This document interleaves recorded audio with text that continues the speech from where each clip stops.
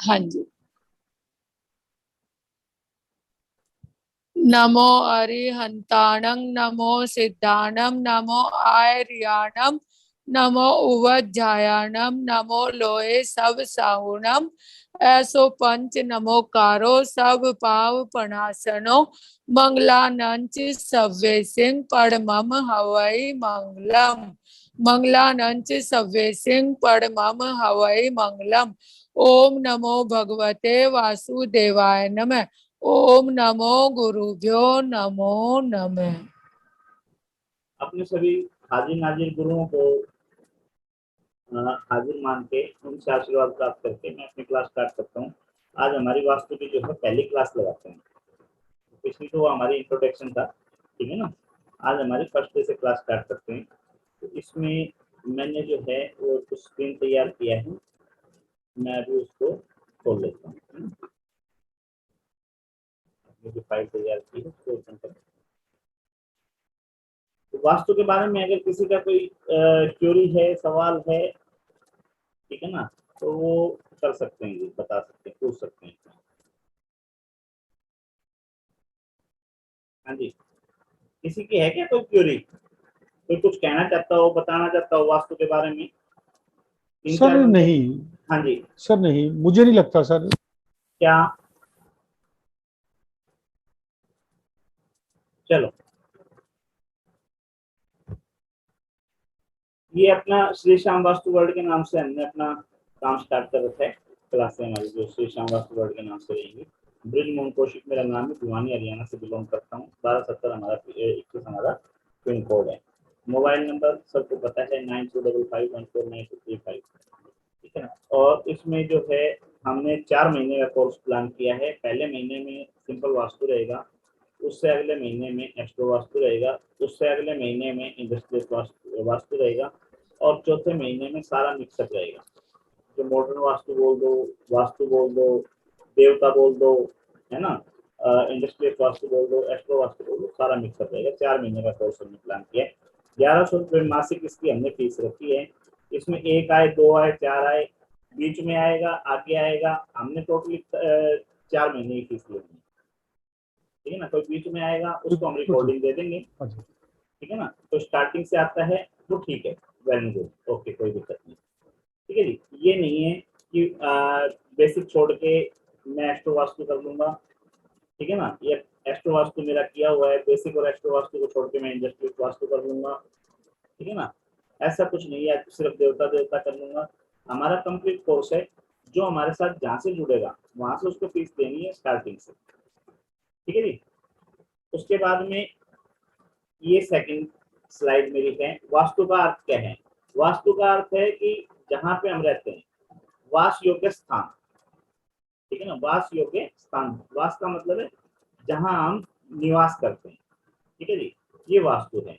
और जो रामायण महाभारत सीरियल वगैरह आपने देखे होंगे, तो आपने देखा होगा कि विश्वकर्मा जो थे वो शिल्पकार थे, शिल्पी थे।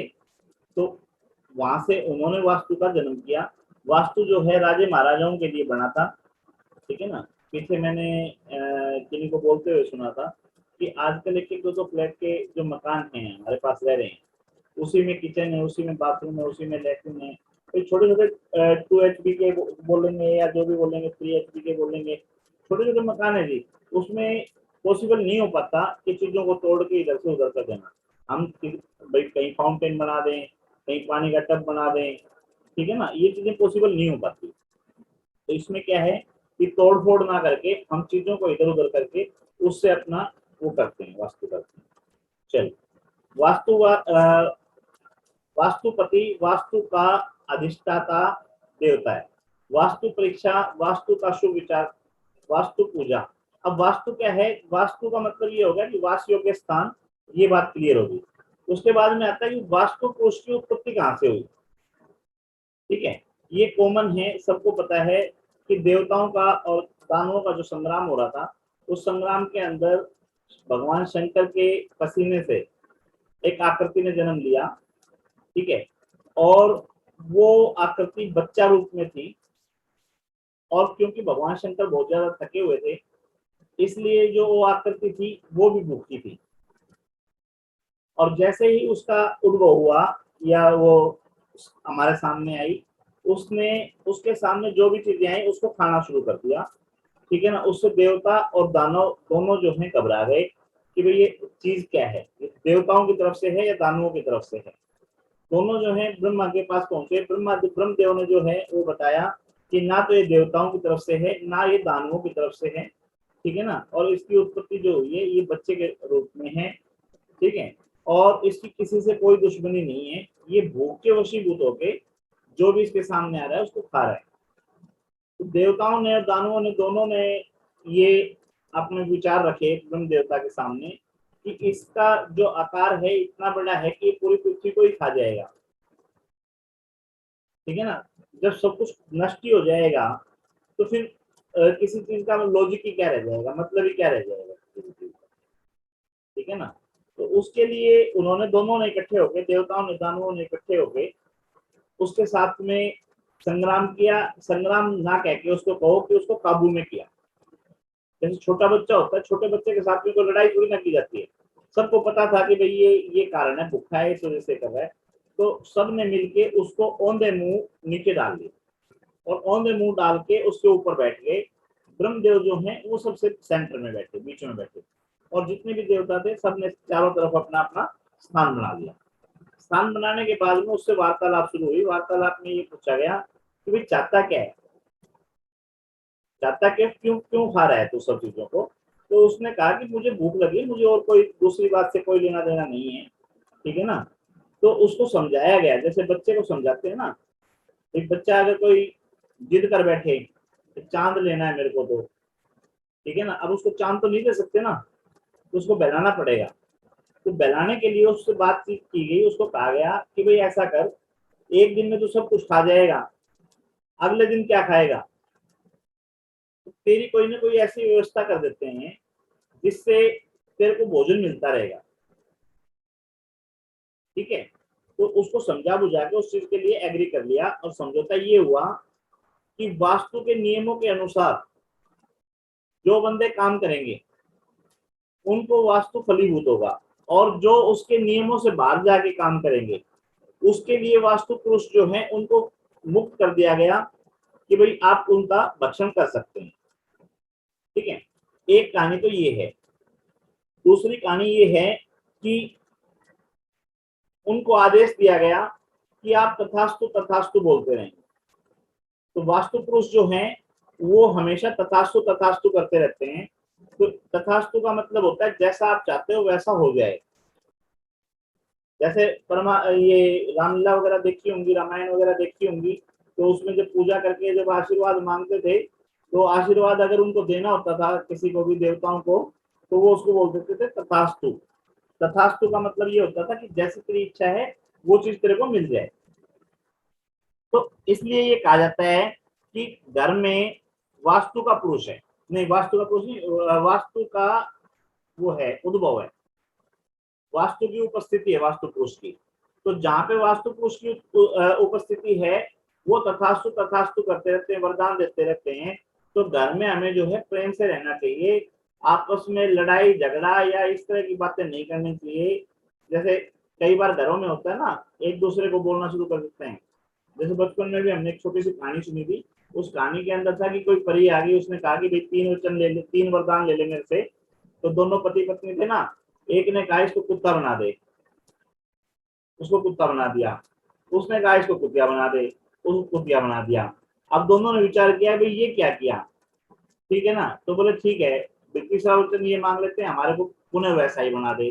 तो तीनों वचन जो है वो खराब कर लिए। तो इस कहानी का मतलब क्या है कि घर में अपना प्रेम से रहना चाहिए, अच्छी बातें करनी चाहिए। जैसे हम बोलते हैं कि सरस्वती हमारी जुबान पे कभी 24 घंटे में एक बार आती है, जैसा हम बोलते हैं वैसा काम हो जाता है। तो ऐसा यहाँ पे भी लागू है, जैसा हम घर पे आचार विचार व्यवहार करते हैं उस आचार विचार व्यवहार को, हमारी वाणी को वास्तु पुरुष जो है वो सुन रहे हैं, और जैसा हम बोलते हैं वो उसको तथास्तु तथास्तु करते रहते हैं। तो तथास्तु का मतलब ये है कि जैसा हम बोलेंगे, जैसा हम विचार रखेंगे वैसा काम हो सकता है।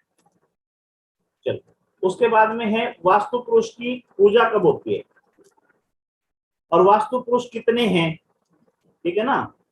तो इसके लिए दीदी आप बताओगे, कुछ बोलोगे? नहीं भैया, मुझे तो वास्तु के बारे में नहीं चल मालूम है मैं सर बोलता कुछ। हूँ, इसमें क्या हाँ। है, इसमें क्या है कि जिसके अधिकार क्षेत्र में जो एरिया है उसका स्वामी हम उसी को बोलते हैं।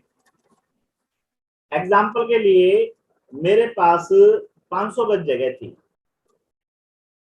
तो मेरे बाबा जी 2 भाई थे, दोनों में 250 गज बट गई।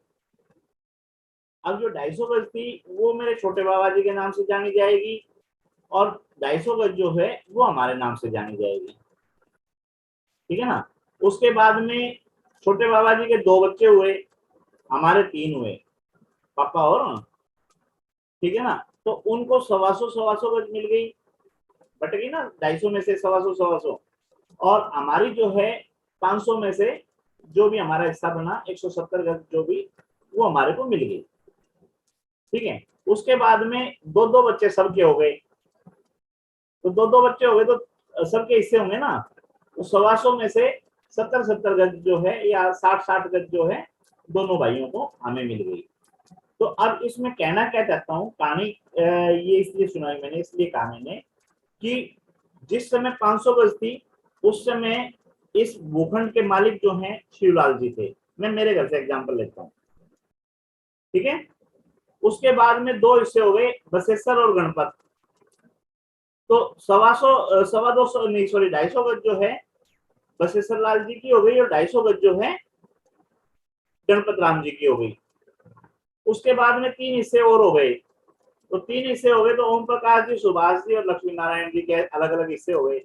फिर सुभाष जी के 2 लड़के हो गए, ब्रिजमोहन और कमल हो गए, तो उनके 2 हिस्से हो गए।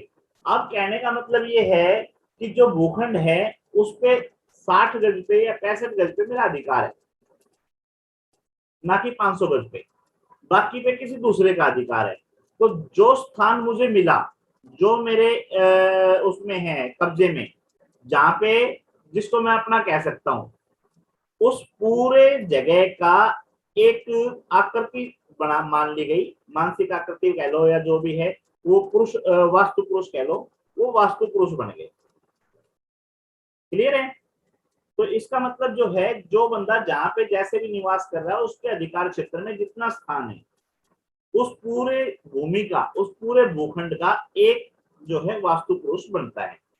यानी कि हर घर में वास्तु पुरुष जो है वो निवास करते हैं। ठीक है जी, समझ में आ गया? जैसे परमात्मा और आत्मा है, परमात्मा और आत्मा का मतलब क्या है? परमात्मा की संतान आत्मा, परमात्मा परमात्मा, परम हटा दिया, जो बच गई आत्मा हम सब में परमात्मा का अंश है। तो इसी तरह से वास्तु पुरुष जो है, वास्तु पुरुष का अंश हर घर में है, हर निवास स्थान पे। हाँ जी, यहाँ तक कोई किसी की कोई सवाल हो किसी का? ठीक है ना। अब बात आती है कि उसकी पूजा कब और कैसे करनी है।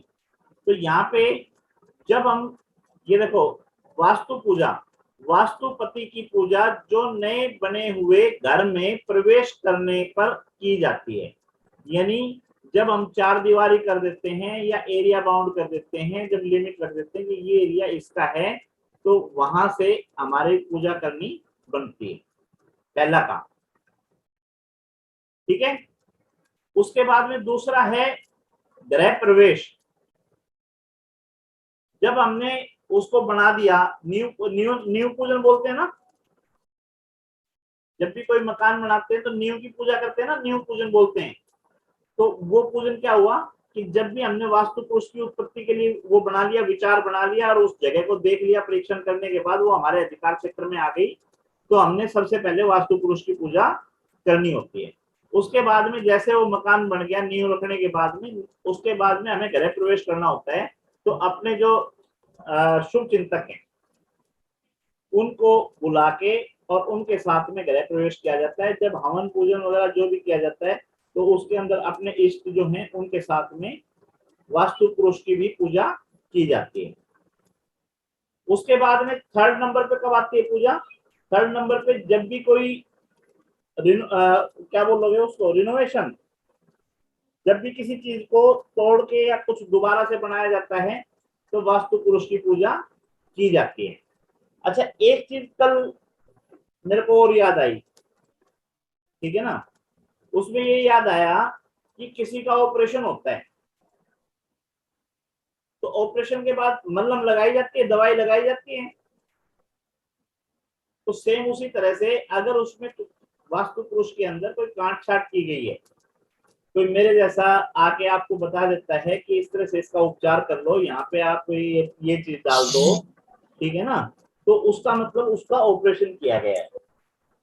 कोई चीज, कोई मेटल डाला गया, कुछ और डाला गया, तो चीर फाड़ की गई ना, या टॉयलेट जो है हटाई गई, यहाँ से हटा के दूसरी जगह लगाई गई, तो ये चीर फाड़ होती है। तो चीर फाड़ के बाद में भी मलहम लगाने का काम होता है, तो यानी कि उस समय भी हमें वास्तु की पूजा करनी होती है। ठीक है जी। उसके बाद में दूसरी चीज है, स्तुति हर किसी को अच्छी लगती है, देवता हो या दानव हो, ठीक है। तो जो 45 देवता जो काउंट होते हैं उसमें कुछ दानवों की भी गिनती है, क्योंकि देवताओं और दानवों का दोनों का संग्राम हुआ था, दोनों ने मिलकर समुद्र मंथन किया था, दोनों ने मिलकर वास्तु पुरुष को औंधा लेटाया, दोनों ने मिलकर ब्रह्मदेव के साथ में सेटलमेंट की, ठीक है ना। तो उसमें जो कुछ दानव हैं उनको भी उनका काम दिया गया है। तो यहाँ पे स्तुति जो है सबको अच्छी लगती है, ठीक है जी। वास्तु शांति, गृह निर्माण के समय किया जाने वाला शांति कर्म। वास्तु शास्त्र गृह निर्माण के बारे में बताने वाली जो विद्याएं हैं वो, ठीक है ना, वो सारी की सारी इसके अंदर है। गृह प्रवेश के समय किया जाने वाला यज्ञ, ठीक है जी। उसके बाद में आ गया ये वास्तु परिचय हमारा हो गया।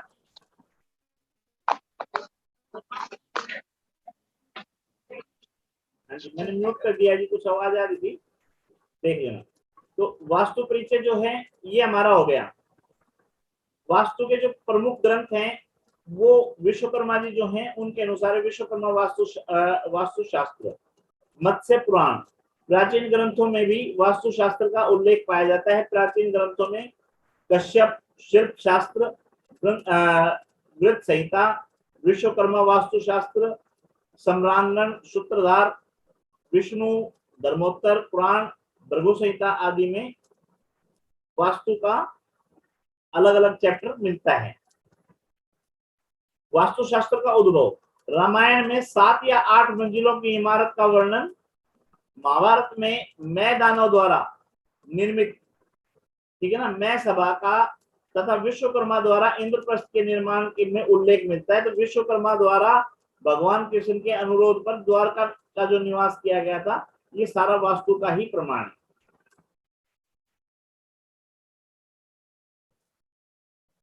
वास्तु पुरुष का प्रादुर्भाव ये हमने बता दिया कि जिस समय अंधकासुर का वध हुआ उस समय ये ललाट में ये सारा ये कहानी जो मैंने सुनाई थी वही कहानी है।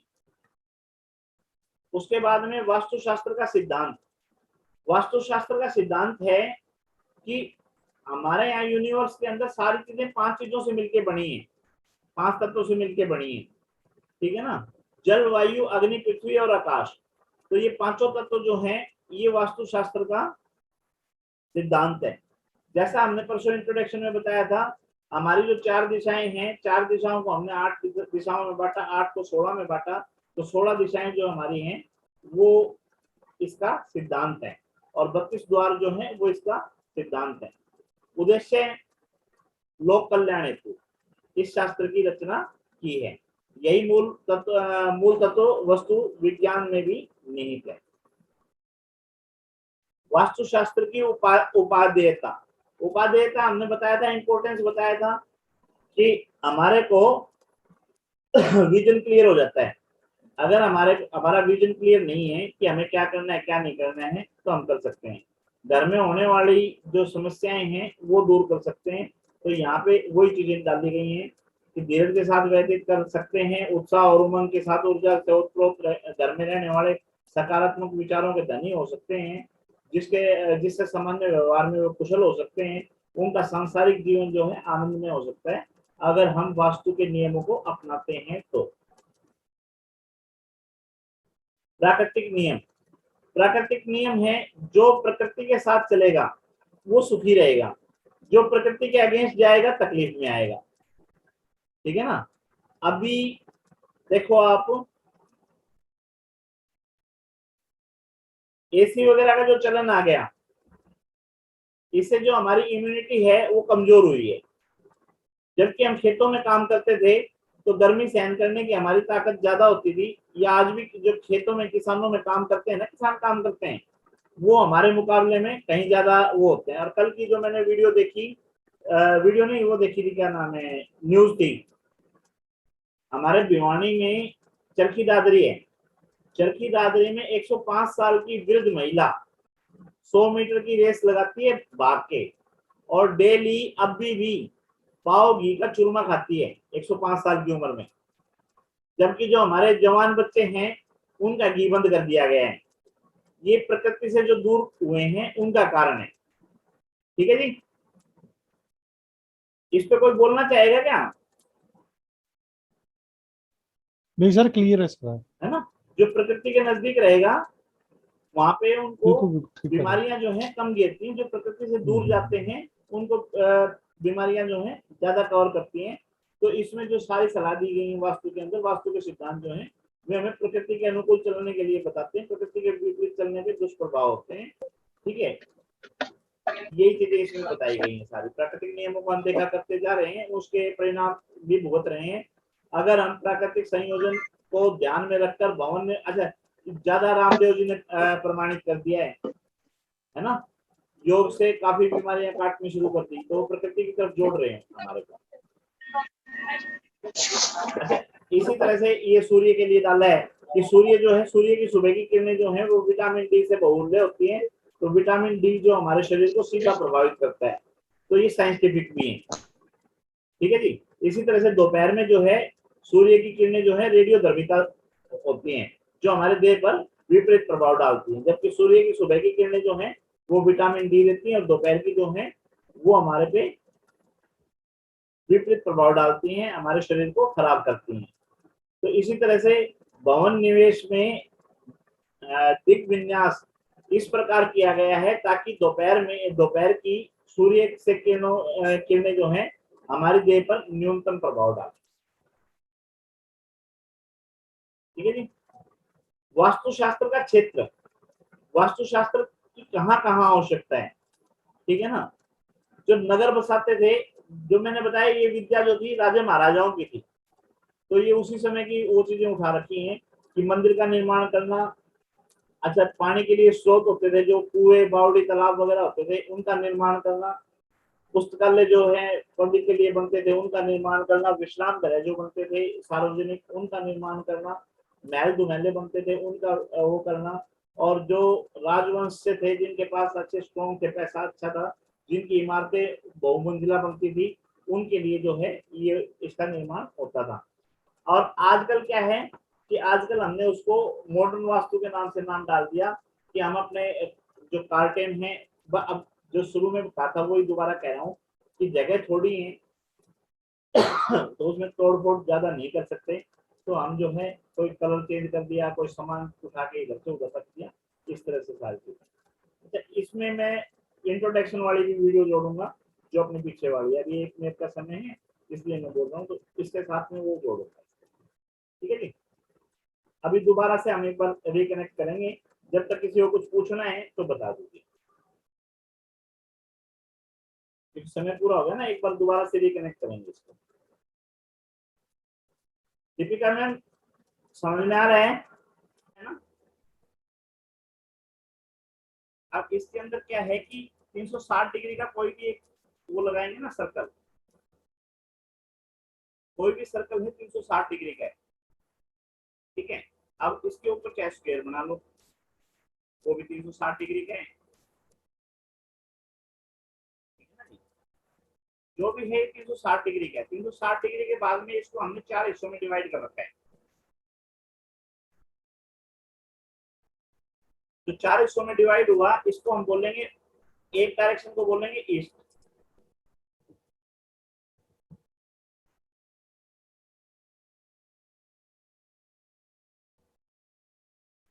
थोड़ा साइज छोटा करना है, इसको बोलेंगे हम ईस्ट, और इसके अपोजिट जो है ये बोलेंगे वेस्ट, और लेफ्ट में जो है यहाँ बोलेंगे नॉर्थ, और इसके अपोजिट जो बोलेंगे ये बोलेंगे साउथ।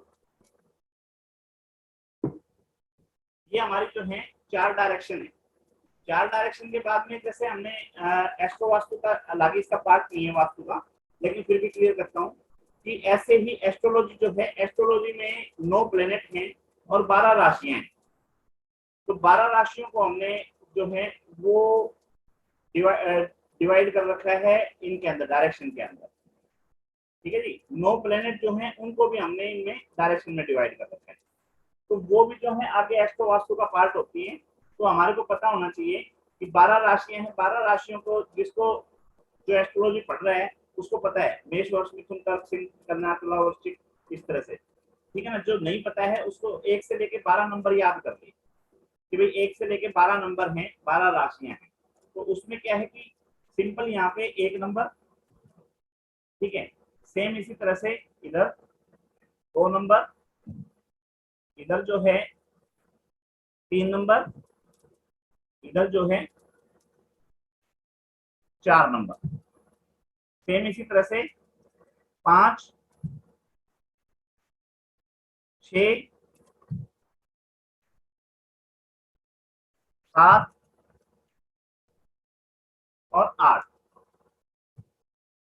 फिर उसी तरह से 9,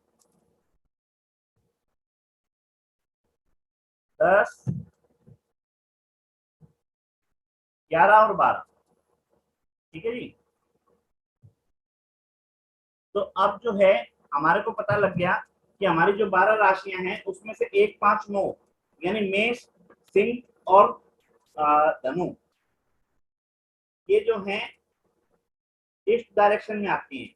उसके बाद में 2, 6, 10 यानी कि वृष, कन्या और मकर, ये हैं साउथ में आएंगी। इसी तरह से 3, 7 और 11 मतलब मिथुन, तुला और कुंभ, ये जो है वेस्ट में आएंगी। इसी तरह से 4, 8, 12 ये जो है नॉर्थ में आएंगी। तो इस तरह से हमने जो 12 राशियां हैं हमारी उनको डिवाइड कर लिया हमने। इसी तरह से हमने प्लेनेट को डिवाइड किया। तो प्लेनेट जो है सूर्योदय के समय कहाँ होता है, ईस्ट में। तो हमने क्या कहा कि यहाँ राजा ने अपना दरबार लगा दिया, सन हो गया। ठीक है, सेम इनके जो पुत्र हैं वो अंधेरे के मालिक हैं। जैसे सूर्य महाराज रोशनी के मालिक हैं, इसी तरह से शनि महाराज जो हैं वो अंधेरे के मालिक हैं। तो वेस्ट डायरेक्शन जो है वो हमने दे दी सैटर्न को।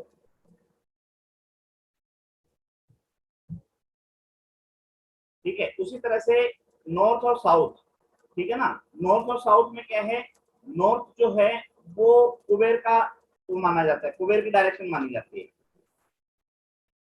ठीक है ना, लक्ष्मी माता की डायरेक्शन मानी जाती है। तो इस डायरेक्शन में हमने क्या किया, इसमें ये डायरेक्शन दे दी हमने उसको, मरकरी को, बुध को। ठीक है ना, जो ये तीनों हैं ये पुत्र हैं। मरकरी जो है ये भी पुत्र है, सैटर्न जो है ये भी पुत्र है, और मार्स जो है ये भी पुत्र है, सेनापति के रूप में हो गए ना। या यूं को मरकरी जो है गणेश जी हो गए, और मार्स जो है वो कार्तिकेय जी हो गए, सेनापति। ठीक है, क्यों, क्योंकि साउथ डायरेक्शन जो है वो हमारे पितरों की मानी जाती है, नेगेटिव एनर्जी की मानी जाती है। ठीक है, तो यहाँ पे ये डायरेक्शन जो है ये सौंप दी मार्स को, मंगल को। ठीक है, तो इस तरह से जो 4 डायरेक्शन है हमारी ये हमने डिवाइड कर दी। उसके बाद में 4 की हमने बना, ऐसे 4 में अब क्या हो गया, अब ये देखो 360 डिग्री का सर्कल था, 360 को हमने 4 से जब डिवाइड किया तो ये हमारी 90 डिग्री की एक डायरेक्शन निकल के आ गई। एक लॉजिक हो गया। उसके बाद में सेकंड लॉजिक क्या है कि 4 की हमने बना दी 8। अब 8 डायरेक्शन जब हमने बनाई तो यहाँ पे हमने क्या किया, ये डिवाइड कर दी, ये बन गई हमारी 4 से 8। ठीक है जी, ये हमारी डायरेक्शन बन गई 4 से 8। अब इनको याद करने के लिए हमने एक सूत्र बना दिया। क्या सूत्र बनाया कि इधर से चले, नॉर्थ डायरेक्शन का एन ले लिया, और ईस्ट का ई ले लिया, तो इस डायरेक्शन का नाम जो है हमने रख दिया एन ई, नॉर्थ ईस्ट। ठीक है ना। सेम इसी तरह से इधर इस डायरेक्शन में हमने साउथ का एस ले लिया और ईस्ट का ई ले लिया, तो इस डायरेक्शन का नाम रख दिया हमने साउथ ईस्ट। ठीक है जी। अब उसके बाद में यहाँ पे साउथ का एस ले लिया और वेस्ट का डब्ल्यू ले लिया, तो ये होगी हमारी एस डब्ल्यू, साउथ वेस्ट। और सेम इसी तरह से यहाँ पे हमने नॉर्थ ले लिया, नॉर्थ का एन ले लिया और वेस्ट का डब्ल्यू ले लिया, ये हमारी हो गई नॉर्थ वेस्ट। और यहाँ पे हम कह सकते हैं कि 360 डिग्री का हमारा सर्कल था, तो उसको हमने जब 8 से डिवाइड किया तो हमारे को 45 मिल गई। यानी कि जो सब डायरेक्शन है हमारी, मेन डायरेक्शन तो ये ईस्ट वेस्ट नॉर्थ साउथ हो ही गई, और इसकी जो सब डायरेक्शन निकल के आई वो 45 डिग्री की है। कंवर जी आपकी तरफ से डिस्टरबेंस आ रही है, म्यूट कर लो, कोई सवाल पूछना हो ना जब कर लेना अनम्यूट अपने आप को ना। ठीक है। कंवर जी की तरफ से था, आपकी तरफ से नहीं था कंवर जी। ठीक है, कंवर जी आपकी तरफ से नहीं। चलो, तो ये जो 4 डायरेक्शन थी हमारी, 4 से हमारी बन गई 8 डायरेक्शन। पहले हमने जो बांटी थी वो 90-90 डिग्री की बट के आई थी, अब जो निकल के आई वो 45 डिग्री की निकल के आई। और इनके नाम जो हैं वो बहुत इजी तरीके से याद किए जाएंगे। कैसे? नॉर्थ की तरफ का एन उठाया, ईस्ट की तरफ का ई उठाया, और इसी तरह से साउथ का एस उठाया और ईस्ट का ई उठाया, एस सी हो गया। और इसी तरह से साउथ का एस उठाया, वेस्ट का डब्ल्यू उठाया, एस डब्ल्यू हो गया। और इसी तरह से नॉर्थ का एन उठाया, डब्ल्यू का डब्ल्यू उठाया, तो ये हमारा एन डब्ल्यू हो गया। ये हमारी 8 डायरेक्शन होगी। 8 डायरेक्शन को फिर हमने बांटा 16 डायरेक्शन, 8 को फिर डिवाइड कर दिया हमने, तो 16 दिशाएं आ गई।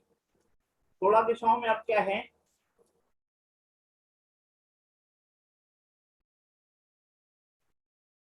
ये कलर दूसरा चेंज करता हूँ ताकि सिस्टम दिखेगा।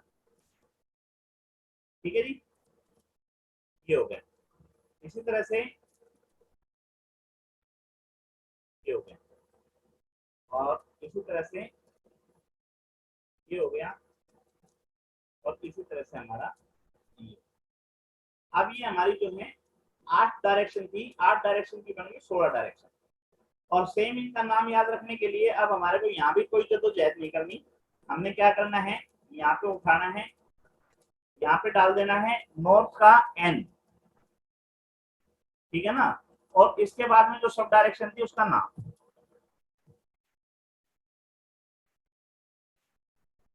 ठीक है ना, ये हमारी बन गई N N E, north north east. तो ये डायरेक्शन जो है हमारे को इजीली याद हो गई।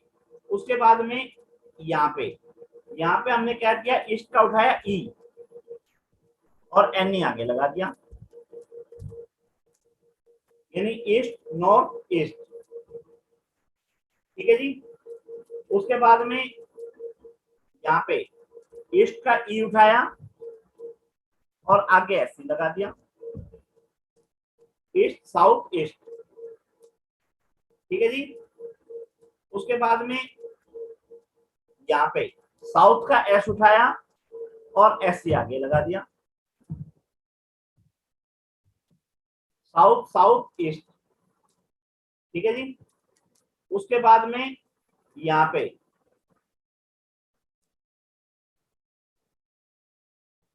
एस, साउथ का एस उठाया, एस आगे, एस डब्ल्यू आगे लगा दिया, साउथ साउथ वेस्ट। ठीक है ना जी। उसके बाद में यहाँ पे हमने क्या किया, वेस्ट का डब्ल्यू उठाया। ठीक है ना, सॉरी जगह गलत ले ली मैंने, यहाँ लेना, वेस्ट का डब्ल्यू उठाया, ठीक है, और एस डब्ल्यू आगे लगा दिया, तो वेस्ट साउथ वेस्ट बन गई। ठीक है ना। उसके बाद में इधर जो है इधर आ गया, इधर में क्या किया, वेस्ट का डब्ल्यू उठाया और एन डब्ल्यू जो था आगे यूं का यूं लगा दिया, तो W N W, west north west बन गया। ठीक है। इसी तरह से यहाँ पे क्या हुआ, नॉर्थ का एन उठाया और एन डब्ल्यू आगे लगा दिया, एन एन डब्ल्यू बन गया, नॉर्थ नॉर्थ वेस्ट। तो अब जो हमारी डायरेक्शन थी अब हमारी 16 डायरेक्शन हो गई। और सेम यही फार्मूला यहाँ पे क्या हो गया, 360 डिग्री का जो सर्कल था हमारा वो अब हमने 16 से डिवाइड कर दिया। तो जब 16 से डिवाइड किया तो हमारा 22.50 आ गया। ठीक है जी, ये हमारी जो है 16 डायरेक्शन आ गई। ठीक है, अब 16 डायरेक्शन के अपने गुण धर्म है। ठीक है ना, कोई गर्म है, कोई ठंडी है, कोई पानी के लिए जानी जाती है, कोई अग्नि के लिए जानी जाती है, कोई वनस्पति के लिए जानी जाती है। ठीक है ना, तो उनके गुण धर्म है। अब 16 डायरेक्शन जो है उनके एट्रीब्यूट्स भी हैं अलग अलग, भाई कौन सी चीज क्या फायदा देगी क्या नुकसान देगी। ठीक है, वो सारा का सारा हम इसके अंदर आगे करेंगे। 16 डायरेक्शन हमारी हो गई। एक है जैसे पंचांग के बारे में सुना है ना हमने, पंचांग का मतलब क्या है कि जो भी ज्योतिष करता है उसको पंचांग सीखना पड़ेगा। पंचांग में 5 हिस्से होते हैं। ठीक है, 5 हिस्सों के अंदर सबसे पहले होता है कि जातक जो है जिसकी जन्म पत्री हम देख रहे हैं वो किस दिन को पैदा हुआ, किस वार को पैदा हुआ। ठीक है जी, उसके बाद में है किस तिथि को पैदा हुआ। ठीक है जी, उसके बाद में है किस नक्षत्र में पैदा हुआ, मतलब जब वो पैदा हुआ तो चंद्रमा जो है किस नक्षत्र में था। ठीक है, उसी तरह से योग और करण होते हैं। ठीक है, 27 योग है, 27 करण है। तो सेम उसी तरह से कौन से योग में जन्म हुआ उसका, और उसके बाद में करण है, 11 करण है। 11 करण में से हाँ डॉक्टर साहब कुछ कहना चाह रहे हो क्या? हाँ डॉक्टर सर नमस्कार। नमस्कार जी, नमस्कार। सर वो बीच में वो रह गया ब्रह्म स्थान बताना। वो बताएंगे जी, बताएंगे। अभी कोई निकले थोड़ी ना आपा अभी यहीं बैठे हैं। बस जी। ठीक है, तो जी जी। उसमें क्या है कि जैसे पंचांग है, पंचांग के अंदर 5 चीजें होती हैं, वो बेसिक होती हैं, उसके बगैर एस्ट्रोलॉजी का हम नहीं सोच सकते। नक्षत्र के, योग, करण, तिथि और वार, ठीक है ना, इनके बिना पंचांग के बारे में नहीं सोच सकते, ज्योतिष के बारे में नहीं सोच सकते। इसी तरह से जो वास्तु है, वास्तु की एक जो इकाई है वो ये है दिशाएं। ठीक है ना, और इसमें 16 दिशाएं होती हैं। तो 16 दिशाएं हमारे को याद करनी पड़ेंगी। वो हमने याद कर ली, याद करने का तरीका हमने बता दिया कि ये तरीका है 16 दिशाएं। अब कितने कितने डिग्री की हैं उसके ऊपर भी ज्यादा फोकस लगाने की जरूरत नहीं है। 4 डिग्री है तो 90, 4 को देख रहे हैं मेन को, ईस्ट वेस्ट नॉर्थ साउथ, तो हमारी 90 डिग्री की है। जब 8 को देख रहे हैं तो वो 8 से डिवाइड कर दो 360 को, 45 डिग्री की आ गई। जब 16 डायरेक्शन की बात कर रहे हैं तो 22.5 डिग्री का आ गया। एक जो चीज थी हमारी वो क्लियर हो गई। जैसे पंचांग होता है ना, पंचांग में 5 चीजें होती हैं, तो यहाँ एक चीज क्लियर होगी हमारी। उसके बाद में सेकंड चैप्टर आता है इसका एंट्रेंस का। एंट्रेंस का मतलब है कि कोई भी भवन होगा, कोई भी इमारत होगी, उसका गेट बनेगा कहीं ना कहीं, तो गेट भी अपना प्रभाव रखेगा अलग से। ठीक है, तो वो कौन सी डायरेक्शन में आया वो तो है ही है मैटर। उसके अलावा क्या है कि 22.5 डिग्री जो है वो बहुत बड़ा एरिया हो जाता है। तो गेट जो है इतने बड़े बड़े नहीं होते, होते भी हैं कई कई जगह, लेकिन इतने बड़े गेट नहीं होते अक्सर। ठीक है, तो यहाँ पे 32 एंट्रेंस बनाए गए। 32 एंट्रेंस के लिए क्या किया गया कि इन्हीं को फिर से डिवाइड कर दिया गया। अभी मैं फिर से कलर ले लेता हूँ, ब्लैक ले लेता हूँ ना, ब्लैक नहीं लेता, पिंक ले लेता हूँ, दिखाई दे जाएगा अलग से। ठीक है, तो सेम इसमें क्या किया हमने, यहां से उठाया, ये पिंक कलर से हमने लाइनें लगानी शुरू कर दी।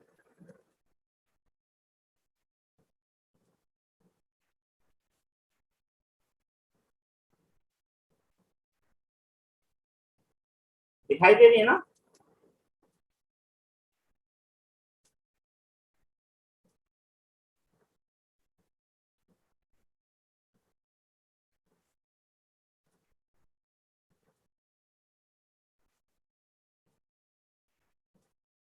ये जो है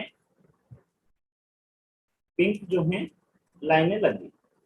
अब ये देखो, अगर आप नंबर गिनोगे तो 32 आ गए, यानी गेट जो है हमारे 32 हैं।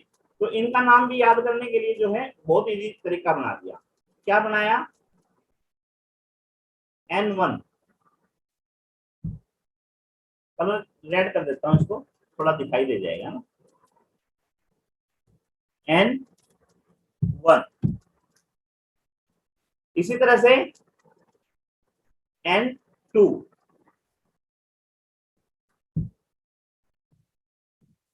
N3,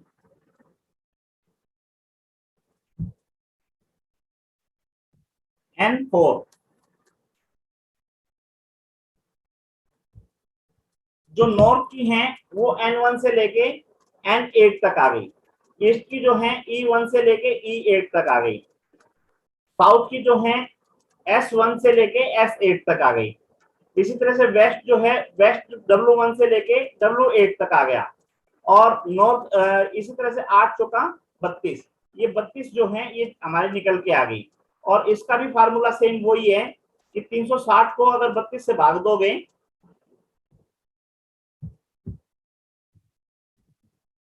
तो 11.25 निकल के आ गया, यानी 11.25 डिग्री का एक एंट्रेंस हो गया। ठीक है जी। जैसे पंचांग के 5 हिस्से हैं, हमारे 2 चीजें जो हैं वास्तु की हैं, डायरेक्शन होगी, एंट्रेंसेज होगी। ठीक है ना। इनके एट्रीब्यूट्स हम पढ़ेंगे, इनके गुण धर्म जो बोलते हैं कि क्या होता है कि कोई भी चीज है ना, पॉजिटिव होती है अच्छे रिजल्ट देती है, नेगेटिव होती है उसी चीज के नेगेटिव रिजल्ट देती है। तो डायरेक्शन जो है वो अगर स्मूथली सही से अच्छे से हैं, डिस्टर्ब नहीं है, तो क्या देंगी, अगर डिस्टर्ब हैं तो वो किस चीज का नुकसान करेंगी, वो सारा का सारा हम इसके अंदर पढ़ेंगे आगे। ठीक है, यहाँ तक। हाँ जी डॉक्टर साहब। अनिल जी,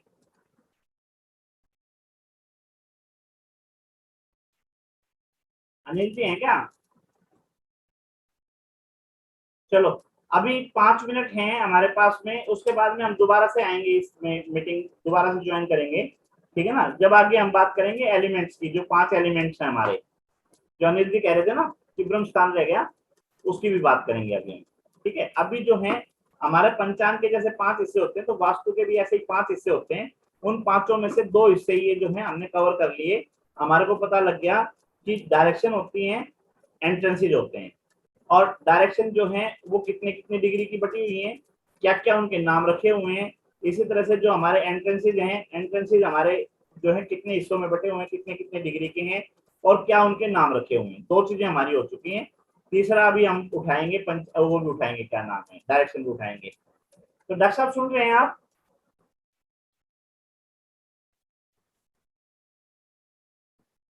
चलो, कहीं बिजी हो गए। किसी का कोई क्वेश्चन है बताइए जी, इसमें इन 2 चीजों में। कि जैसे आपने लिखा, आवाज थोड़ी कम आ रही है आपकी, मतलब आराम आराम आराम से बोलो, देखो शायद शायद आवाज साफ आ। सर हम बोल रहे हैं, हाँ सर मुझे ये जानना है कि जैसे ईस्ट में आपने लिखा है 1593 घर है एस्ट्रोलॉजी में, तो मतलब 1 ईस्ट में आएगा तो 5 किस में आएगा? 5 भी ईस्ट में और 9 भी? हाँ जी, हाँ जी, तीनों तीनों इसमें।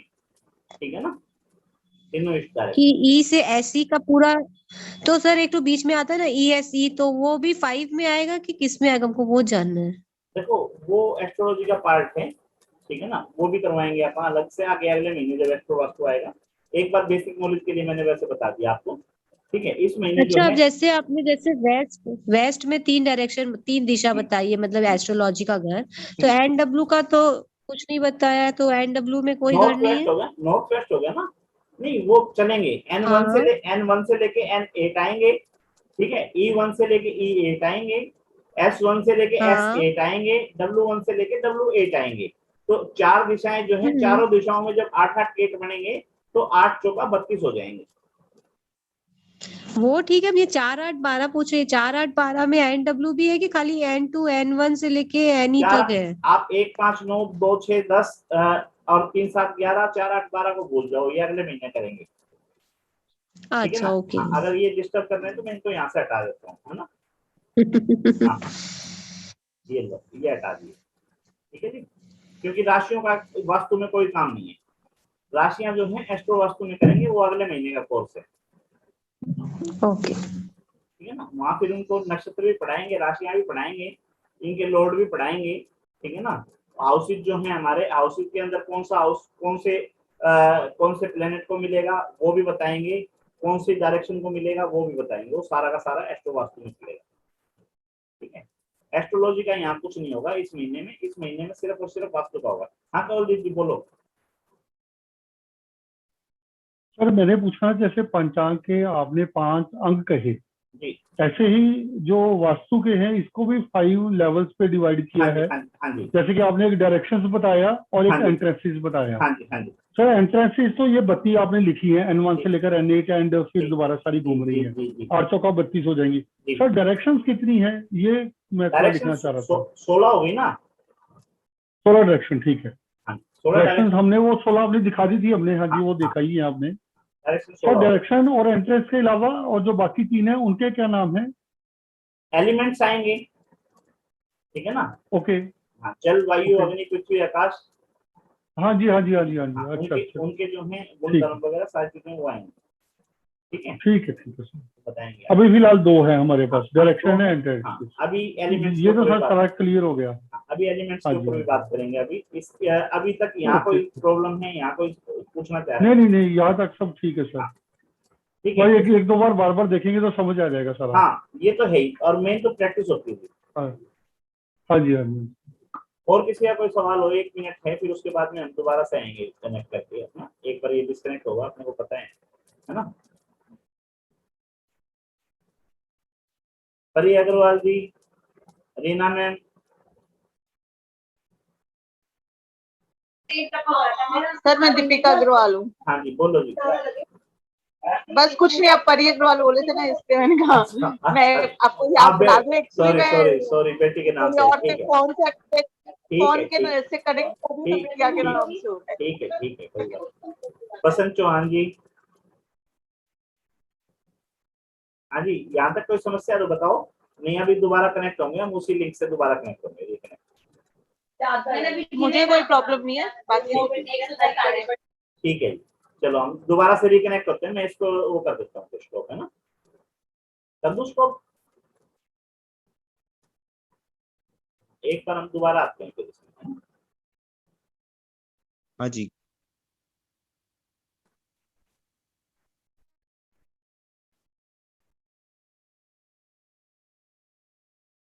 ये जो है बुक आ गई आपके सामने, खुल गई ना? ये अपनी संस्था का हाँ नाम दिख हमने दिख रखा रही है। है। हाँ, ये हमने अपनी संस्था का नाम रख रखा है श्री श्याम वास्तु वर्ल्ड। ठीक है जी? तो यहाँ पे क्या है कि introduction to angular division theory of Vastu. जो एंगल जो थे ना, हमने कैसे डिवाइड किए वो हमने बताए यहाँ पे। ठीक है? रीडिंग ऑफ वास्तु चक्रा। ठीक है? उसके बाद में 32 एंट्रेंसेस एज पर वास्तु, कि 32 एंट्रेंस जो हैं वास्तु में कैसे बने हुए हैं। 16 वास्तु डायरेक्शन जो है वो कैसे हैं। तो ये हमारा हो चुका है एंगुलर डिवीजन थ्योरी। अभी अभी हमने किया था कि 360 डिग्री का एक सर्कल है कोई भी, उसको हमने जो बांटा, तो इस तरह से जो है 32 एंट्रेंस जो है बांटा, तो 11.25 डिग्री की एक एंट्रेंस निकल के आई। यानी कि 11.25 डिग्री को अगर 32 से गुना करेंगे तो 360 आ जाएगा। सेम उसी तरह से 16 डायरेक्शन में बांटा, 22.5 डिग्री को अगर 16 से गुना करेंगे तो 360 आ जाएगा। उसके बाद में ये एंट्रेंस दिखाया हमने कि जैसे कोई भी बिल्डिंग होती है उसका एक गेट होता है, सामने गेट दिखाई देगा। ठीक है ना? ऐसे ये जो डायरेक्शन है, ये डायरेक्शन हमने बांट के दिखाई। इसमें मेन लाइट जो है, मेन लाइनें जो है आपको दिखाई दे रहा है कि 4 डायरेक्शन है। उसके बाद में उनको डायरेक्शन को अलग अलग बांट रखा है। इसको मैं एक बार कॉपी करके उसमें ले सकता हूँ ताकि थोड़ा सा बड़ा करके आपको अच्छे से दिख जाए।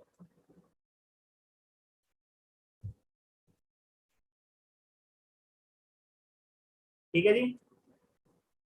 ये देखो, ये जो मेन मेन लाइनें थी, बड़ी बड़ी लाइनें डार्क कलर में है, ये लाइनें होगी, इसके बीच में 1 2 3 4 5 6 7 8, फिर से दूसरी डायरेक्शन शुरू होगी 8, यानी कि इनके बीच में 8 जो हैं वो निकल के आ गई। और ये जो कलर के नीचे दिखाई दे रहा है आपको, ये इनके नाम हो गए 1 2 3 4 5 लगा के। ठीक है, ये यहाँ पे समझाने का प्रयास किया है कि नॉर्थ डायरेक्शन जो है N1 से लेके N8 तक, ईस्ट डायरेक्शन जो है E1 से लेके E8 तक, साउथ डायरेक्शन जो है S1 से लेके S8 तक, वेस्ट डायरेक्शन जो है W1 से W8 तक। इस तरह से ये 32 एंट्रेंसेज हमारे हो गए। ये फिर इनके गुणधर्म है, ये गुणधर्म हम इसको आगे पढ़ेंगे, कल पढ़ेंगे। कल छुट्टी रखेंगे जी। कल क्यों छुट्टी रखेंगे? क्योंकि आज हमारी डेमो क्लास है। कल जिसने पैसे जमा करवाने करवा देगा, परसों से अपनी प्रॉपर क्लासेस शुरू हो जाएंगी। ठीक है ना जी। अपने पास चाहे कितने भी स्टूडेंट आए, 2 की मेरे पास फीस जमा हो चुकी है। ठीक है ना, 2 आए, 4 आए, 6 आए, 8 आए, 10 आए, वो अपना भाग्य है जी, वो कोई मैटर नहीं है। ठीक है ना, क्लासें हमारी परसों से शुरू हो जाएंगी प्रॉपर। ठीक है जी। उसके बाद में ये दिशाएं जो हैं, दिशाओं का ज्ञान करने के लिए इसने नाम दिए हैं, दिशा, विदिशा। ठीक है ना, इनसे कोई लेना देना नहीं है। सिंपल ये ध्यान रखना है, east direction, west direction, north direction, south direction, और ईस्ट के साथ लगती हुई, ईस्ट और नॉर्थ के बीच में नॉर्थ ईस्ट। ठीक है, और ईस्ट और साउथ के बीच में साउथ ईस्ट, और इसी तरह से वेस्ट और साउथ के बीच में साउथ वेस्ट। ठीक है जी। उसके बीच में जो है ये दिखाई दे रही है कि WNW, NW, NNW, ये हमारे को याद हो जाएंगे। ये स्क्रीन कोई शेयर कर रहा है जी? मैं हटा देता हूँ 1 मिनट। चलो कोई नहीं, हट जाएगा। ठीक है जी। 16 डायरेक्शन हो गई। उसके बाद में जो एलिमेंट आए थे, एलिमेंट का है, एलिमेंट में आपको दिखाई देंगे, ये कलर दिखाई दे रहे हैं। ठीक है ना, ये कलर उन्हीं के अकॉर्डिंग कर रखे हैं जी। कि जैसे नॉर्थ डायरेक्शन है, नॉर्थ डायरेक्शन का जो है ब्लू कलर है, ब्लू कलर जो है पानी के लिए है। ठीक है, पानी के जो गुण धर्म है वो अपन परसों क्लास में आके डिस्कस करेंगे। इसी तरह से ईस्ट डायरेक्शन है। ठीक है ना, ईस्ट डायरेक्शन ग्रीन दिखा रहा है, तो ग्रीन का मतलब ग्रीनरी से है, मरकरी से है। ठीक है, और जो ग्रीनरी के एलिमेंट वो हैं वो इसके अंदर मिलेंगे। ठीक है, उसके बाद में आप देखो साउथ डायरेक्शन है, साउथ डायरेक्शन को रेड कर रखा है।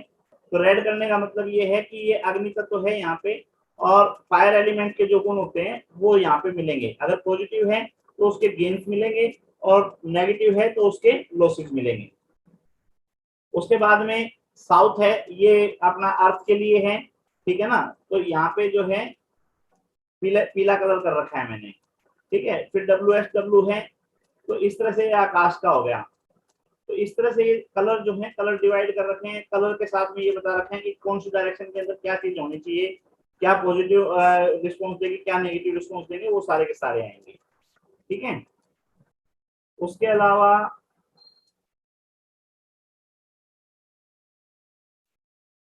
दिखाते हैं जी।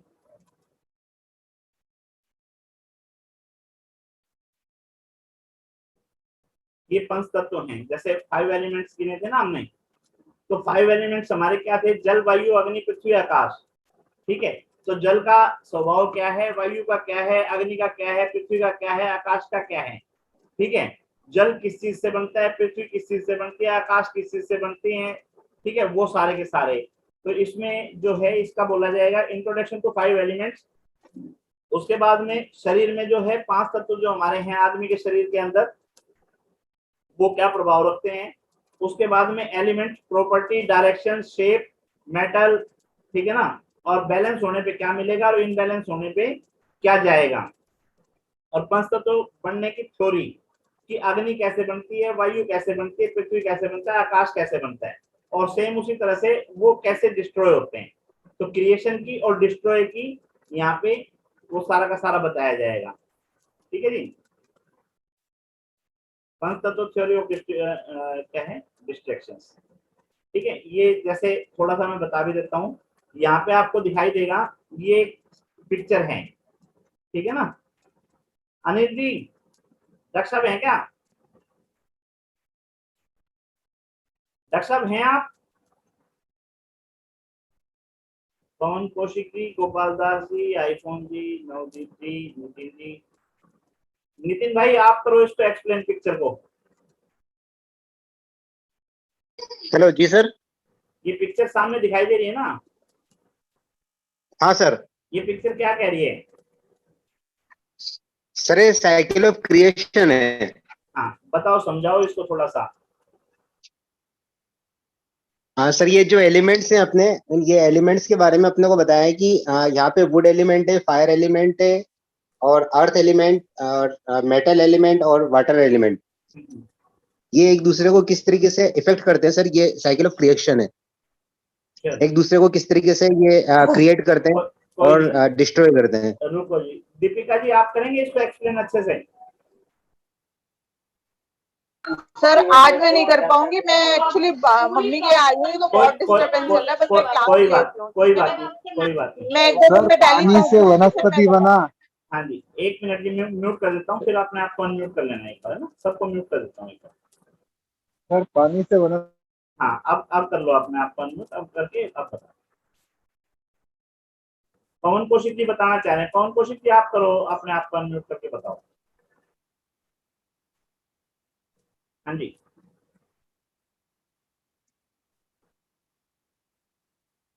पवन जी आपका रेज एंड हो रहा है, एक बार बताना चाहते हैं तो बताओ आप। कोई समस्या? हाँ हाँ जी, नहीं, आवाज नहीं आ रही क्या? चलो कोई नहीं, श्याम जी आप बताओ। सर पानी से सर वनस्पति बना, वनस्पति सूख के आग लगाई उसमें, मतलब लकड़ी से आग लगी, फिर बाद में उसका पाप बन के, अब सॉरी उसकी राख बनी बुझने के बाद, ठीक है ना? तो वो ये अर्थ बन गया। ये पिक्चर जो है ये 5 एलिमेंट्स वापस को बाप शो कर बन रही के। है। हाँ, ये शो कर रही है कि जब आकाश से बारिश हुई, ठीक है ना, तो वनस्पति बन गई। वनस्पति जब सूखी तो अग्नि बन गई, और जब अग्नि जली तो कोयला बन के वो अर्थ बन गई, ठीक है ना? और उसी तरह से फिर जो आकाश बोलते हैं वो धुआं बन के आकाश बन गई। और इसी तरह से बीच में जो ये पिक्चर है ये आप मत करना श्याम जी, ये वो किसी से करवाएंगे एक्सप्लेन, ठीक है ना? जी सर। हाँ जी, तृप्ति मैम ये बीच वाला क्लियर करेंगे, क्या क्या बताना चाह रहा है ये जो बीच में तीर के निशान लगे हुए हैं? Sir, one leading to another. थोड़ा सा इसको अच्छे से एक्सप्लेन कर दो। ठीक, बिल्कुल ठीक चल रहे हो sir. Like you said sir, जैसे आपने कहा था कि पानी आया तो पेड़ बना, पेड़ बने तो पेड़ को जलाने से आग बनी। आप वो मतलब एरो, इसको साइकिल बोलते हैं सर, बस। और तो नहीं, ऊपर वाले नहीं, ये नीचे वाले कह रहा हूँ। एक बार इसको मैं ले चलता हूँ व्हाट्सएप पे, स्टार जो कह रहे हैं आप।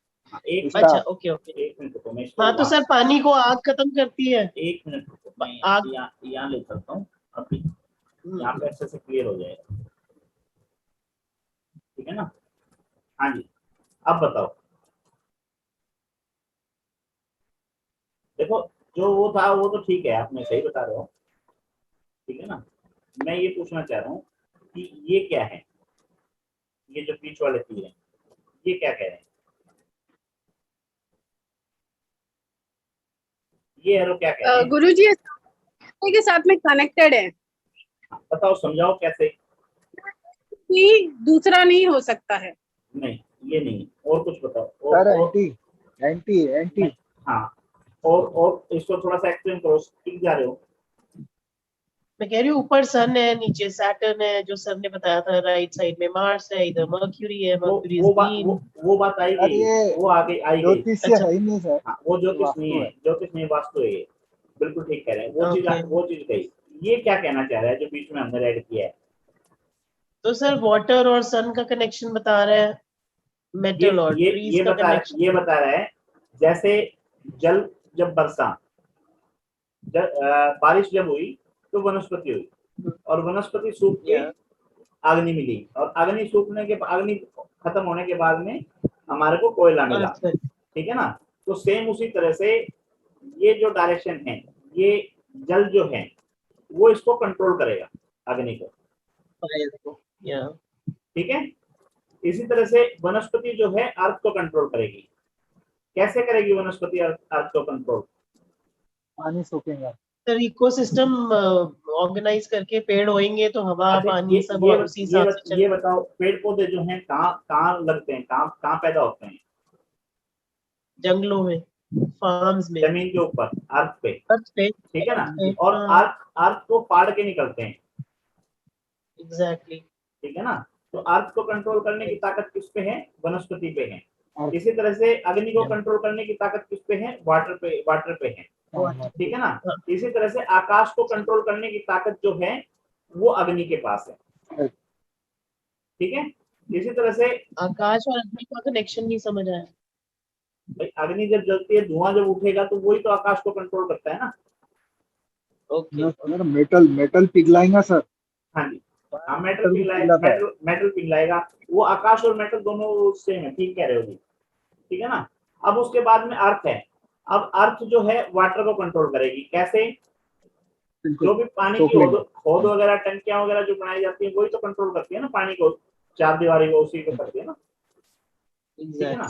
तो ये सारा का सारा ये इससे जुड़े हुए हैं एक दूसरे से, ठीक है ना? ये पिक्चर सर कंट्रोल और डिस्ट्रॉय में क्या अंतर है? हाँ जी, मेटल वुड को करेगा सर। कंट्रोल और डिस्ट्रॉय में क्या अंतर है? अंतर कुछ नहीं है जी, नहीं, डिस्ट्रक्शन अंतर और है जी, अंतर है। सर मैं बता रही हूँ कि डिस्ट्रक्शन और कंस्ट्रक्शन दोनों में कनेक्शन है, वो दिखाना चाहते हैं, इसमें कोई अंतर नहीं है। कंट्रोल और क्या नाम है, डिस्ट्रॉय करने में अंतर है, ठीक है ना? कंट्रोल करने का मतलब क्या था कि अग्नि को बढ़ने नहीं देना, अग्नि को रोकना है जल के हाथ में, ठीक है ना? पृथ्वी को कहाँ तक वो करना है, ये वनस्पति के हाथ में, ठीक है? इसी तरह से मेटल को मेल्ट करना है नहीं करना है, ये अग्नि के हाथ में। उसी तरह से इसकी जो डायरेक्शन ये है ना, ये डायरेक्शन जो है हमारी, जो हमने ये तीर के निशान दिए हैं, ठीक है, इनको अपोजिट कर दो, उल्टा कर दो, उल्टा करते हैं, अभी करेंगे।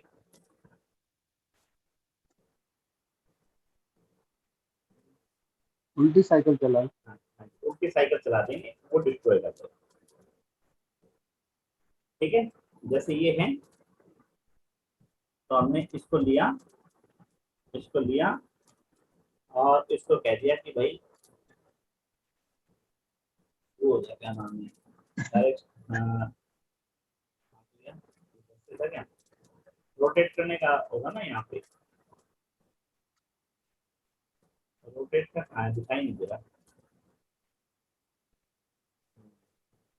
रोटेट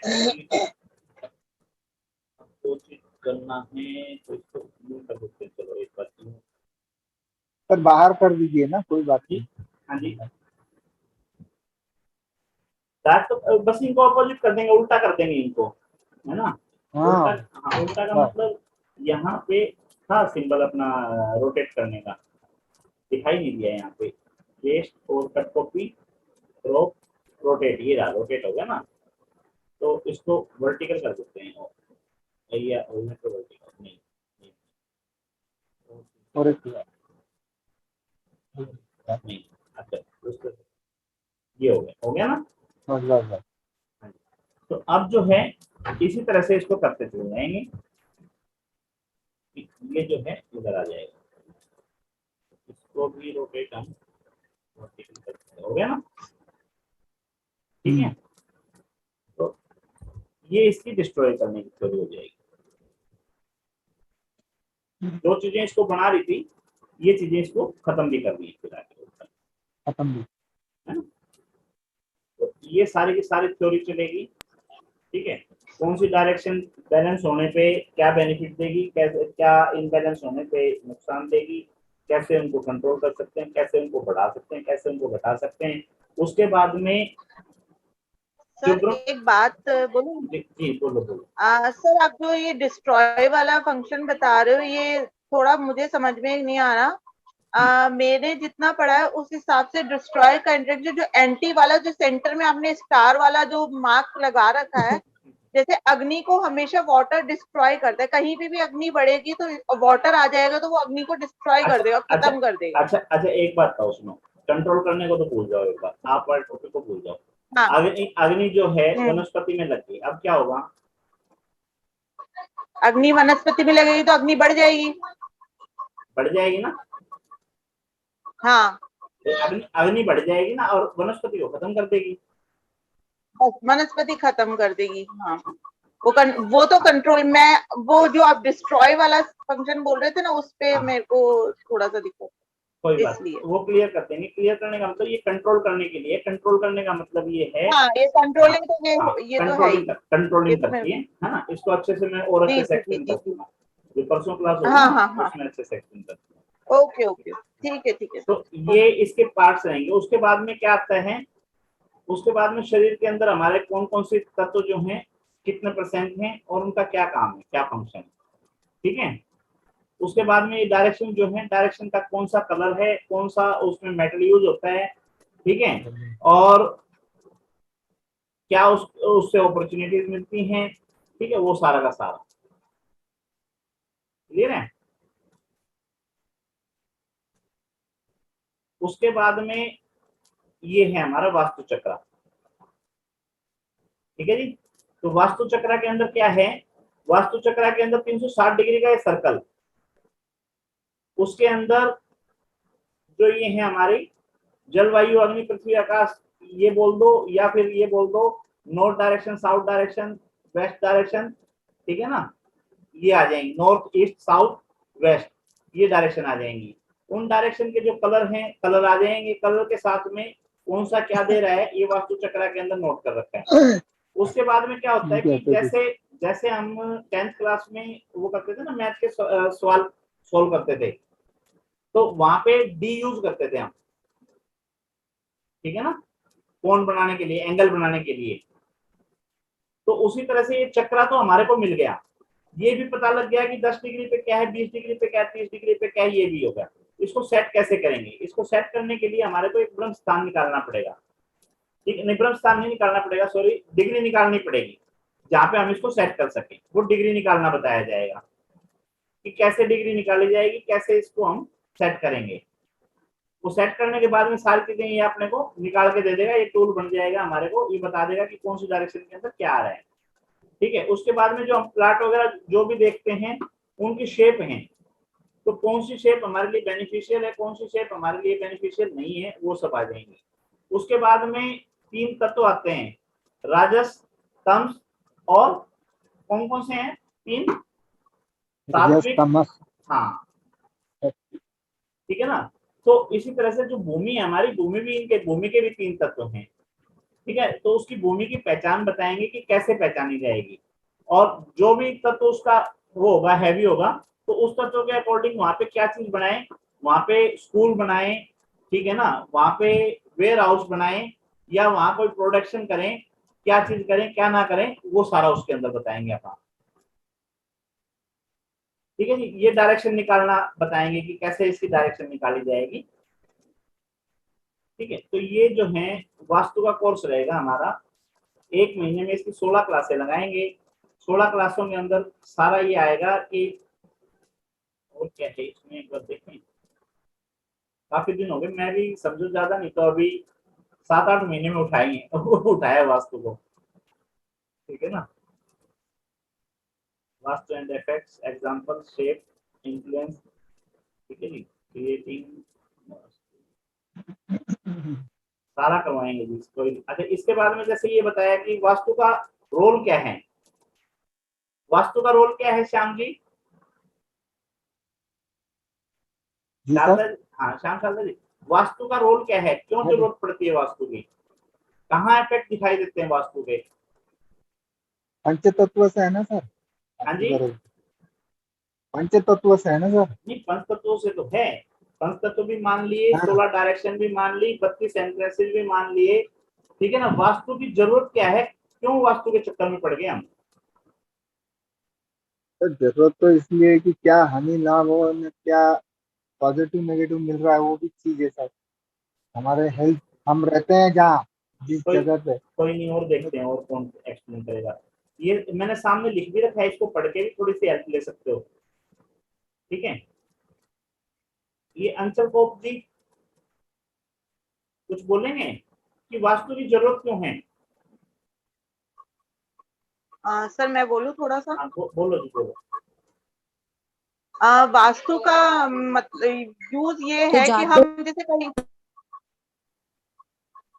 इसकी आवाज आती हो, ठीक है, बोलो, आप बोलो। हाँ जी, बोलो दीपिका जी। टाइल्स लगती तो मैं भाई और बाकी अपने आप उसका को जरूर म्यूट कर लें। हाँ, और अपने आप को म्यूट कर लें, सिर्फ दीपिका जी बोलें। दीपिका जी बोलो। थे ना, हाँ, उनको बोलने दीजिए। कोई बात नहीं, वो कीर्ति जी बोल रहे थे। वो बच्चों से बात कर रहे थे शायद, ठीक है ना? Okay okay. बोलो। सर वास्तु का ये यूज है, कई बार हम किसी शॉप पे जाते हैं तो वहां पे हमें कुछ शॉप पे बाय नहीं करना होता है, फिर भी हम कुछ खरीद के लिए आते हैं, तो वहां पे एक अट्रैक्शन होता है, माहौल होता है, वो अट्रैक्ट। और कई बार हमें होता है कि कुछ शॉपिंग के लिए, कुछ काम के लिए हम जाते हैं और हमें मस्ट जरूरी ही वो चीज लेनी होती है, पर हम उस दुकान पे सामने वो चीज दिखकर भी लेकर भी हम लेकर नहीं आते हैं। सामने तो वो वाला, वास्तु, हाँ, सामने वाला हैवी से हैवी डिस्काउंट देने को तैयार है, ठीक है ना? हाँ, खूब आओ हैवी से भगत, हैवी डिस्काउंट खूब आओ भगत करने को तैयार है, ठीक है, बड़े प्रेम से बात कर रहे हैं, ठीक है, चीजें जो हैं वो भी अट्रैक्टिव हैं, अच्छी हैं। उसके बाद सब बढ़िया से बढ़िया है। उसके बाद सामने वाला अपने घर से मन बना के गया है कि आज मेरे को वहां से सामान खरीदना है, ठीक है, लेकिन दुकान पे जाने के बाद में उसका माइंड जो है कहीं और चला जाता है, वो कहता है नहीं कुछ नहीं लेना, और वापस आ जाता है, वापस आ जाता है, बिल्कुल सही, ठीक है ना? सेम इसी तरह से दूसरे एग्जाम्पल में क्या है कि कोई बंदा घर से कोई मन नहीं बना के गया, किसी के साथ गया है, तो कहने का मतलब मान लो मैं मेरी वाइफ के साथ खरीदारी करवाने गया, ठीक है, मेरा कोई सामान लेने का मन नहीं है, ठीक है, वहां मेरे को अननेसेसरी कोई पर्दा दिखाई दे जाता है कार्टेन, जिसका मुझे कोई लेना देना नहीं है, कार्टेन का मेरा क्या लेना देना है, ठीक है। हाँ, जिसके कई बार होता है कि कई बार हमें यूज ही नहीं है उस चीज का, फिर भी हम वो ले आते हैं, तो वो जो है वो वास्तु का प्रभाव है, ठीक है ना? तो इसी तरह से उस जगह का, उस शॉप का, उसका माहौल का, उसका अट्रैक्शन हमें खींच लेता है और हम खरीदते इसी तरह सीधा सीधा लॉस एंड प्रॉफिट। हाँ जी, ठीक है ना? ये इसके बेनिफिट हैं सर वास्तु के, ये पढ़ने ये मिल जाएंगे आपको, है ना? ये आवाज किसके यहाँ से आ रही थी? और है ना? चलो इनको कौन पढ़ेगा जी? कमलदीप जी आप पढ़ दो इनको, benefit of vastu. Sure sir, sure sir. First है क्लैरिटी ऑफ माइंड, ठीक है ना? क्लियर सर आप काइंडली क्लैरिटी ऑफ माइंड में आप सर थोड़ा सा डिस्क्राइब करेंगे, साथ साथ कि सिर्फ पढ़ना ही है? वो परसों कर देंगे जी। क्लियरिटी ऑफ माइंड का मतलब आप करना चाहो तो कर सकते हो जी। कहने का मतलब जब शायद कंफ्यूजन दूर हो जाती है, कंफ्यूजन दूर हो जाती है, जी सर, ठीक है ना? हमारे को क्या करना है, रास्ता दिखाई दे जाता है, ठीक है? मतलब ये उस बंदे को रास्ता क्लियर होगा जिसको वास्तु के बेनिफिट्स पता है, नहीं वास्तु करने से उसके, हाँ, जिसकी डायरेक्शन जो है, जिसकी डायरेक्शन एंट्रेंस से जो बैलेंस है, अगर वो बैलेंस हो जाती है तो हमारे को ये चीजें मिलती हैं, जी जी, ठीक है ना? क्या क्या मिलती है? क्लियरिटी ऑफ माइंड, करना क्या है, हाँ जी, करना क्या, और जॉय एंड हैप्पीनेस, हाँ जी, हम कोई भी काम खुशी खुशी से। क्या होता है कि कई बार बंदा पैसा कमाता है, ठीक है ना, पैसे की कोई कमी नहीं होती, ठीक है ना? एक पॉलिटिशियन है, पॉलिटिशियन को मान लो खूब मान सम्मान मिल रहा है, खूब सारी चीजें मिल रही हैं, लेकिन उसके पास में एंजॉय करने को या खुश होने को कुछ भी नहीं है। सारा दिन उसको मेरा ये काम रह गया जी, मेरा वो काम रह गया जी, ये रह गया, वो रह गया, सारे कुछ वगैरह रखते हैं वो चीजें। तो यहाँ पे क्या है कि अगर हमने डायरेक्शन को बैलेंस कर रखा है, या गेट वगैरह को बैलेंस कर रखा है, या पंच तत्व जो हमारे हैं उनको बैलेंस कर रखा है, तो हम यहाँ से जॉय और हैप्पीनेस जो है वो ले सकते हैं। बिल्कुल सही है सर। पर्सनल इन्फ्लुएंस, हाँ जी, इन्फ्लुएंस का मतलब है कि सामने वाला प्रभाव में आ जाए, प्रभाव में, हाँ जी, हाँ जी। तो हम किसी के ऊपर प्रभाव बना सकते हैं। कहने का मतलब कई बार रिश्ते की बात होती है किसी की, ठीक है ना? तो रिश्ते के लिए घर वाले आ गए, उन्होंने देखा कि एजुकेशन भी अच्छी है, ठीक है, घर भी अच्छा है, बंदे भी अच्छे हैं, ठीक है, खाना भी अच्छा बनाया, खाना खा के भी चले गए, और जॉब देने के टाइम पे कहते हैं जी बताएंगे। बिल्कुल सही है, ये होता भी है ऐसे, हाँ जी, कई बार ही होता है जी। तो वो चीजें जो हैं हम यहाँ से उसको बैलेंस कर सकते हैं, सामने वाले को इन्फ्लुएंस में ले सकते हैं, अपना जैसा करवाना चाहते हैं वैसा काम करवा सकते हैं, अगर अपनी डायरेक्शन के अकॉर्डिंग आप उसको बिठाएं, आपने जैसे आप चाहते हैं वैसा काम करें, है ना। तो यहाँ से ये चीजें अपने को पर्सनल इन्फ्लुएंस जो है हमारे को मिलती है, ठीक है। बिल्कुल सही है सर। Overcome anxiety. हाँ जी, एंजाइटी क्या होती है? एंजाइटी, एंजाइटी क्या होती है? जो मतलब उतावलापन होता है जैसे। हाँ जी, ठीक है ना। तो उस मन शांत नहीं होता, पीस नहीं होता उसके अंदर, उसको कंट्रोल कर सकते हैं जी, ठीक है ना, कंट्रोल कर सकते हैं जी। उसके बाद में है सर लेट मनी फ्लो। हाँ जी, मनी फ्लो है पैसा आ रहा है जा रहा है, पता ही नहीं चल रहा, रुक ही नहीं रहा, स्टॉप ही नहीं हो रहा, ठीक है ना। तो वो जो है हम अपने वास्तु से हम कर सकते हैं, ठीक है जी।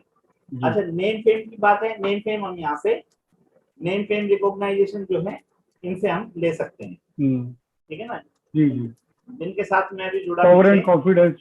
हाँ जी, जिनके साथ मैं अभी, देखो क्या था कि मैंने प्रैक्टिस नहीं की, पिछले साल मैंने वास्तु किया था, तो अभी जैसे मैं इलेक्शन में लगा हुआ था ना, तो कोई मेरे साथी हैं, उनसे मैंने बात की, तो उन्होंने मेरे को सिंपल बोला कि जाके इस डायरेक्शन उसकी सेट कर दे, बंदे की इलेक्शन जीत जाएगा, ठीक है। लेकिन क्या हुआ कि वो बात मेरे को 20 तारीख को बोली, यानी कल बोली, और कल इलेक्शन थे। तो अब मैं उसको जाके ये कहूंगा तेरे घर की मैं बैलेंस करूंगा, तो भी शायद उसको अच्छा नहीं लगता, है ना। तो इसलिए मैंने कल वो टॉपिक छेड़ा, लेट हो गया। हाँ, तो कहने का मतलब अगर इस डायरेक्शन जो है अच्छे से मेंटेन कर दी जाए तो हमारे को कनेक्शन मिलने शुरू हो जाते हैं, ठीक है ना। लोग जो है आकर्षित होना शुरू हो जाते हैं हमारे से, क्या नाम है, हमारा सोशल नेटवर्क बढ़ना शुरू हो जाता है, ओके, है ना। तो ये काफी चीजें हैं तो जो हम करके अपना कर सकते हैं। नेम फेम रिकॉग्नाइजेशन जो है ये हम ले सकते हैं अगर इनको बैलेंस करते हैं तो, ठीक है ना जी। पावर कॉन्फिडेंस जो है वो हमारा कॉन्फिडेंस जो बढ़ जाता है, बढ़ जाता है। अच्छा, जो वेस्टेज है, वेस्टेज ऑफ मनी, हाँ जी, वेस्टेज वो बंद हो सकते जाती है, हैं, उसको रोक सकते हैं।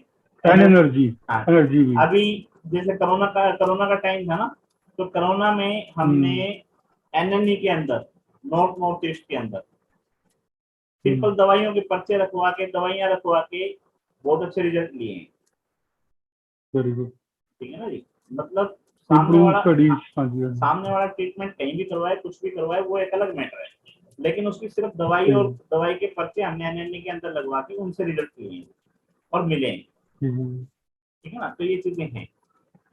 उसके बाद में क्या है, स्टडीज जो है कंट्रोल, हाँ, जब पीस माइंड होगा या क्लियरिटी होगी माइंड की तो कुछ अच्छा कर सकता है बंदा, तो अपनी एजुकेशन जो है हाँ वो बढ़ा सकता है, ठीक है ना। अपने बिहेवियर को कंट्रोल कर सकते हैं, हाँ जी, ठीक है ना, वो यहाँ से मिलता है। अब उसका एक पार्ट यहाँ पे जो है हमारा मेडिटेशन भी है वास्तु के अंदर, जो है ना, वास्तु की कामयाबी का जो राज है वो क्या ये बताएंगे अपने दीपिका मैम बताएंगे, फिर मैं बताता हूँ। वास्तु कौन कर सकता है मैम? एक अच्छा जो जिसको अच्छी थ्योरी की नॉलेज है वो अच्छा कर सकता है, या कोई दूसरा सोर्स है वास्तु करने के लिए? वास्तु का सबसे बड़ा सोर्स है मेडिटेशन। जिसका मेडिटेशन लेवल बहुत अच्छा है वो उसको बहुत सही तरीके से उसका अपनी जो थ्योरी है, जो पढ़ा लिखा है, पढ़ाई लिखाई करी है, उसका यूज सही तरीके से, सही कहते हैं सही दिशा में तीर मार सकता है जिसे कहते हैं, वो चीज का यूज मेडिटेशन के द्वारा ही करा।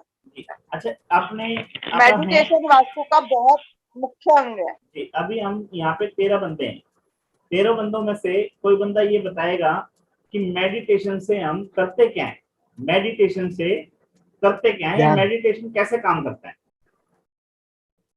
सर निर्विचार होकर माइंड को स्टेबल करते हैं हम, थॉट्स प्रोसेस को रोक के माइंड को एक जगह पर लाने की कोशिश करते हैं, सो दैट कंसंट्रेशन जो है बंदे की बढ़ जाए जी। और कोई? तो ये लगता है सर। हाँ जी, दीदी इसके बारे में बोलोगे कुछ, मेडिटेशन के क्या बेनिफिट हैं?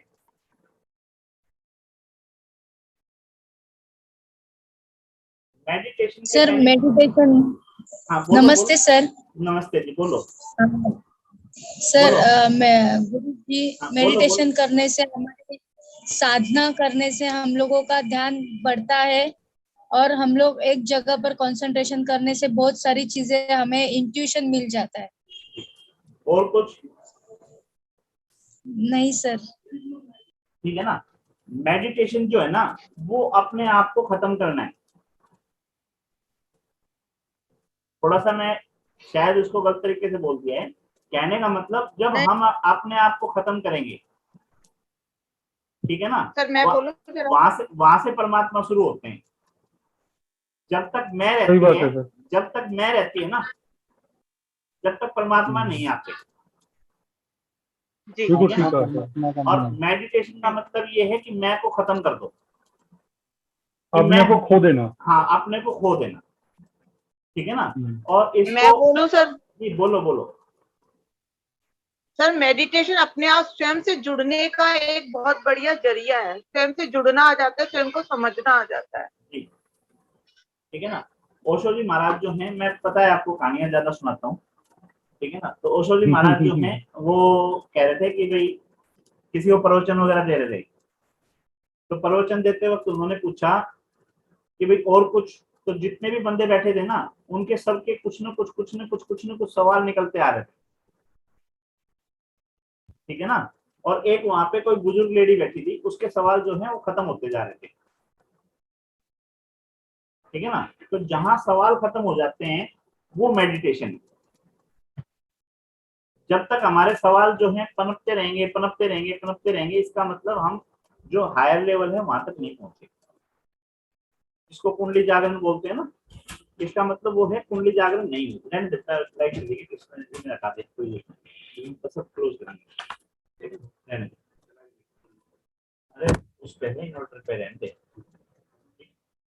तो समझ में आया ना। कहने का मतलब मेडिटेशन जो है वो ओशो जी महाराज जो है वो कहते हैं कि आप साक्ष्य बन जाओ, ठीक है ना। साक्ष्य का मतलब ये है कि आप उनके बीच में, मतलब क्या हो रहा है क्या नहीं हो रहा है, आप सिर्फ इस चीज को देखने वाले बन जाओ, करता मत रहो,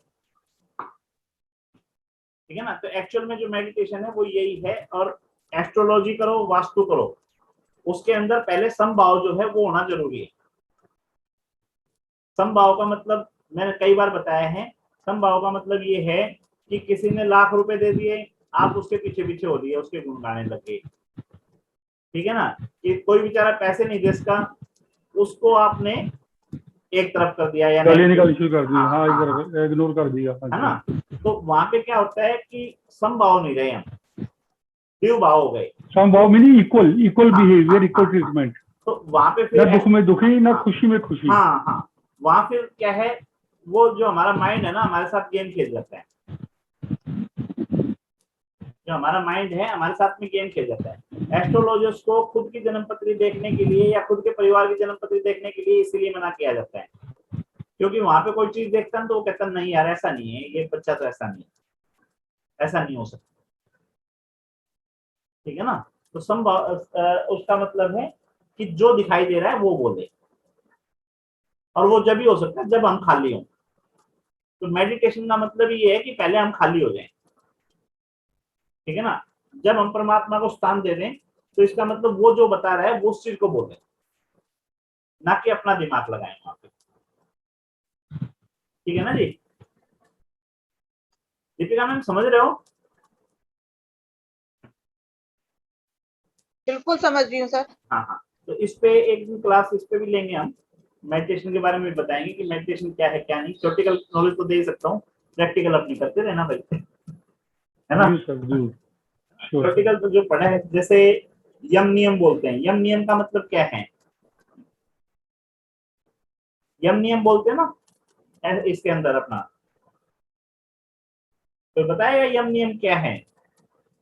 सुना नहीं है पहले। हाँ, ये मेडिटेशन का पार्ट है जी। मेडिटेशन का पार्ट मतलब क्या है कि जैसे संतुलित आहार बोलते हैं ना, तो उसी तरह से अल्प आहार जो बोलते हैं, अल्प आहार का मतलब ये है कि कितना खाना, बहुत थोड़ा, जितना जरूरत थोड़ा खाना, जितना जरूरत हो। जैसे दीदी हमारी हैं, उन्होंने भी एक दिन लेक्चर दिया था कि हमें इतना ही अपने पास रखना चाहिए जितनी हमारी रिक्वायरमेंट,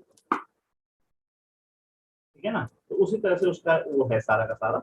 उसके ऊपर एक दिन थ्योरेटिकल क्लास ले लेंगे आप, ठीक है। सारा ये अपना चलेगा जी इसके अंदर। श्याम जी हैं ये हमारे पास हाँ बताइए सर। बेस्ट प्रोडक्ट क्वालिटी का कैसे कनेक्शन है? बेस्ट प्रोडक्ट क्वालिटी, कहाँ पे? अच्छा ये बेस्ट प्रोडक्ट क्वालिटी।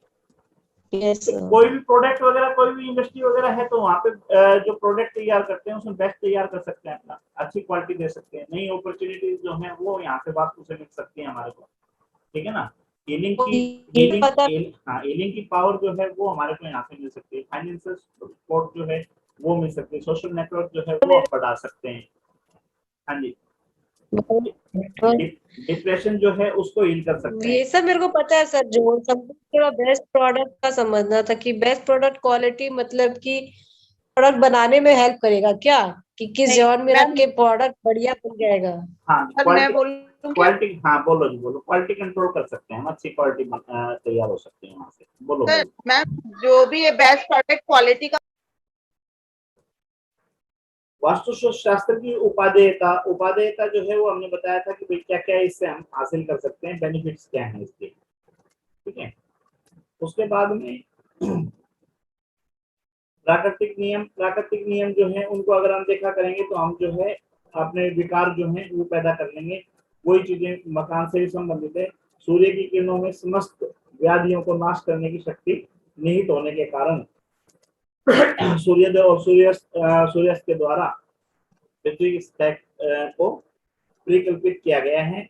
यह प्रमाणित हो चुका है कि प्रातः काल की पराबैंगनी सूर्य किरणें विटामिन डी से भरपूर होती हैं और दोपहर की जो है वो शरीर के ऊपर जो है विपरीत प्रभाव डालती हैं। रेडियोधर्मिता उसके अंदर होती है, ठीक है। भवन निवेश में विन्यास इस प्रकार किया गया है कि ताकि दोपहर की सूर्य की किरणें हमारी देह पर न्यूनतम प्रभाव डालें।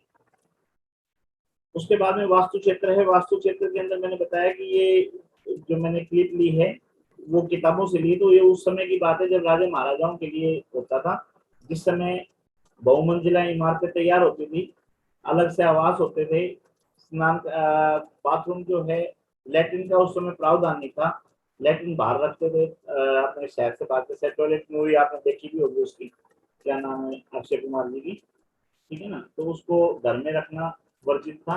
ये उस समय की बात है। तो उस समय नगरों का निवास करने के लिए, मंदिर बनाने के लिए और सार्वजनिक धर्मशालाएं बनाने के लिए, इस तरह की जो चीजें थे, कुएं, जोड़, तालाब जो बोलते हैं, ठीक है ना, बावड़ी वगैरह, उनका निर्माण करने के लिए वास्तु सिद्धांत जो है लागू किए जाते हैं।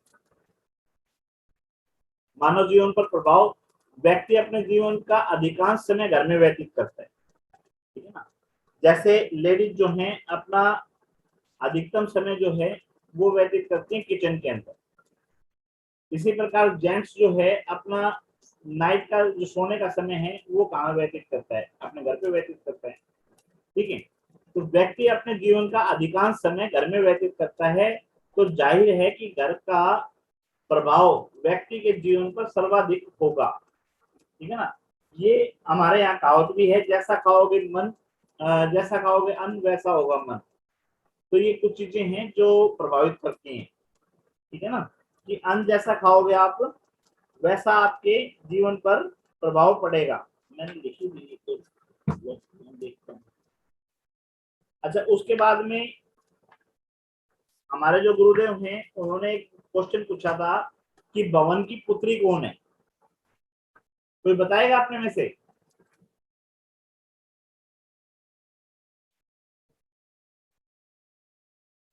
कौन दीदी, भवन की पुत्री कौन है? सर कुछ मैं कह नहीं सकता जी, कभी मैंने इस टॉपिक के ऊपर ना स्टडी करा ही नहीं है। भवन की पुत्री है जी भावना। भवन की पुत्री भावना, ओके। भवन की पुत्री भावना, ठीक है, ठीक। मतलब जैसे भवन के अंदर हम रहेंगे वैसी हमारी भावनाएं बनेंगी, ठीक है ना। क्लियर हुई बात जो कहना चाह रहा हूँ? हाँ जी सर, इसको ये कह सकते हैं कि एग्जाम्पल के साथ में देता हूँ जी। आप कभी किसी मिस्त्री के घर गए हो? गए हैं। किसी ऑफिसर के घर गए हो? गए हैं, हाँ जी, हाँ जी। ठीक है ना। किसी किसान के घर गए हो? ठीक है जी। तीनों का रहन सहन अलग है, बिल्कुल बिल्कुल, ठीक है। और जैसे मकान में, जैसे एनवायरनमेंट में वो रह रहे हैं वैसा व्यक्तित्व तो उनका बनता है, ठीक है ना जी, ये प्रैक्टिकल है। तो ये हमारे गुरु ने हमारे से पूछा था कि भवन की पुत्री कौन है, ठीक है जी। तो भवन की पुत्री जो है वो भावना है, और भावना का मतलब ये है जैसे घर में आप रहोगे वैसी आपकी भावनाएं बनेंगी। तो घर जो है हमारा साफ सुथरा होना चाहिए, सजा हुआ होना चाहिए, वेल मेंटेन होना चाहिए, कल्टर वगैरह उसके अंदर कल्टर फ्री होना चाहिए, कल्टर वगैरह नहीं होना चाहिए, सुगंध आनी चाहिए, दुर्गंध नहीं आनी चाहिए, ठीक है ना। और रोशनी की जो प्रॉपर व्यवस्था है वो होनी चाहिए।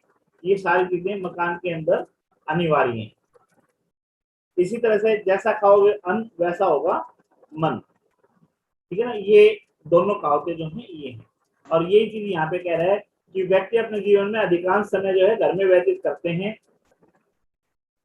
तो जाहिर है कि घर का प्रभाव व्यक्ति के जीवन पर सर्वाधिक होगा। व्यक्ति के घर जी, व्यक्ति के ग्रह बल के आधार पर वास्तु प्रभाव को महसूस किया जा सकता है। जिस तरह शरीर कमजोर होने पर बीमारियां उसको घेर लेती हैं या बीमारियां उस पर आक्रमण कर देती हैं, ठीक उसी प्रकार से वास्तुशास्त्र के विरुद्ध बने मकान तब अधिक नुकसान पहुंचाते हैं जब व्यक्ति के ग्रह जो हैं या व्यक्ति का घर जो है वो कमजोर हो जाता है। जिनके ग्रह योग प्रबल होते हैं वे वास्तु नियमों को अनदेखा करके भी सुखी जीवन जीते देखे गए हैं, और जिनके ग्रह योग कमजोर हैं वे अपना पूरा मकान वास्तु सम्मत बनाकर भी बेचैन रहते हैं। इसका मतलब यहाँ पे एस्ट्रो वास्तु के ऊपर वो डाला है फोकस। एस्ट्रो वास्तु का मतलब ये है कि जो ज्योतिष है हमारी, ज्योतिष और वास्तु दोनों एक दूसरे के पूरक हैं, ठीक है जी भाई। जो ग्रह बल हैं हमारे प्लेनेट जो हैं वो जैसा प्रभाव रखते हैं, अगर उनकी ग्रह योग अच्छे हैं तो कहते हैं कि वास्तु के अंदर जो अगर चीजें अच्छे से नहीं है तो भी हमारे को पॉजिटिव रिस्पॉन्स मिलता है, जो कहना चाह रहे हैं, ठीक है ना जी।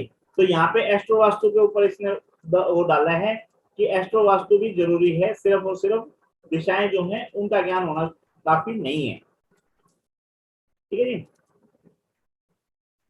वास्तु नियमों को अनदेखा करके भी सुखी जीवन जीते हुए देखे गए हैं। जिनके ग्रह योग कमजोर होते हैं उनका पूरा मकान वास्तु सम्मत होने पर भी बेचैन है, लेकिन इसका मतलब ये कतई नहीं है कि हम वास्तुशास्त्र की पूरी तरह उपेक्षा कर दें, क्योंकि ग्रह के प्रभाव को झेलने की शक्ति हमें वास्तु से ही मिलती है। इसके लिए मैं कहानी सुनाता हूँ एक छोटी सी। और एक सेठ जी थे, तो उनको शनि महाराज ने बोल दिया या दरिद्रता ने बोल दिया, उन्होंने बोल दिया कि भाई अब जो है मेरा समय आ रहा है और मैं आपके घर में आ रही हूँ, ठीक है। तो सेठ जी जो है वो बोले ठीक है जी आ जाओ। उन्होंने अपने बच्चों को प्रिपेयर कर लिया, तैयार कर लिया कि बेटा ऐसे ऐसे जो है ना बुरा वक्त आ रहा है, अपना बुरा वक्त जो है वो शुरू हो रहा है। और बुरे वक्त में क्या होता है, सबसे पहले विचार जो है वो दूमित होते हैं। तो हमने किसी भी सूरत में अपने विचार जो है वो दूमित नहीं करने। अगर कोई बातें हैं 19-21 बातें हैं तो उनको रफा दफा करना है, उनके ऊपर बहस नहीं करना, उनके ऊपर हमने छिड़ना नहीं। तो अब जब है हरियाणवी भाषा में हम टोटा बोलते हैं, ठीक है, या बुरा समय बोल दो आप, जो भी है वो शुरू हो गया। तो उसमें क्या हुआ कि बहू के हाथ से सब्जी में नमक ज्यादा गिर गया, ठीक है। अब ससुर जी जब खाना खाने लगे उन्होंने देखा कि भाई नमक तो ज्यादा गिर गया, ठीक है ना, लेकिन पता था कि प्रभाव जो है उसका प्रभाव आ रहा है। तो उन्होंने खाया और अपना चुपचाप हाथ जोड़ के बोला बेटा बहुत अच्छा था भोजन, कोई बात, ठीक है। अब जब बहू ने खाया उस खाने को तो उसने देखा कि भैया तो नमक ज्यादा था, ससुर जी बोले नहीं, ठीक है ना। तो इसमें मतलब गलती तो थी, उसने अपना उसको रियलाइज कर लिया। इस तरह से धीरे धीरे समय व्यतीत होता चला गया, उन्होंने अपने मन के ऊपर काबू कर लिया। तो वो जो परेशानियां जो थी, जो टोटा था या जो भी बुरा समय था, वो अपने आप उनका साथ छोड़ के चला गया कि मुझे फायदा क्या है जब घर पे वो ही नहीं होती, दिक्कत ही नहीं होती। तो कहने का मतलब यही है कि रहन सहन और जो हमारा वास्तु है, हमारे घर का एनवायरनमेंट है, वो हमें जो है घरों को झेलने की शक्ति प्रदान करता है। यहाँ पे ये चीज डाली है कि वास्तुशास्त्र की पूरी तरह उपेक्षा कर दें, ये भी नहीं होना चाहिए, क्योंकि ग्रह के प्रभाव झेलने की शक्ति हमें वास्तु से ही मिलती है। अनुकूल ग्रह होने पर हम अपने जीवन में खुशियां व शांति प्राप्त नहीं कर सकते यदि मकान वास्तु के विरुद्ध मकान बना हुआ हो। मतलब हमारे जो ग्रह योग हैं वो ठीक और वास्तु जो है वो गलत हो तो भी हम सुख नहीं पा सकते। तो ये दोनों एक दूसरे के जो हैं पूरक हैं। यानी जो ज्योतिष सीख रहा है उसको वास्तु भी सीखनी चाहिए, जो वास्तु सीख रहा है उसको ज्योतिष भी सीखना चाहिए। ठीक है, घरों के अनुसार बनाना काफी कठिन कार्य है।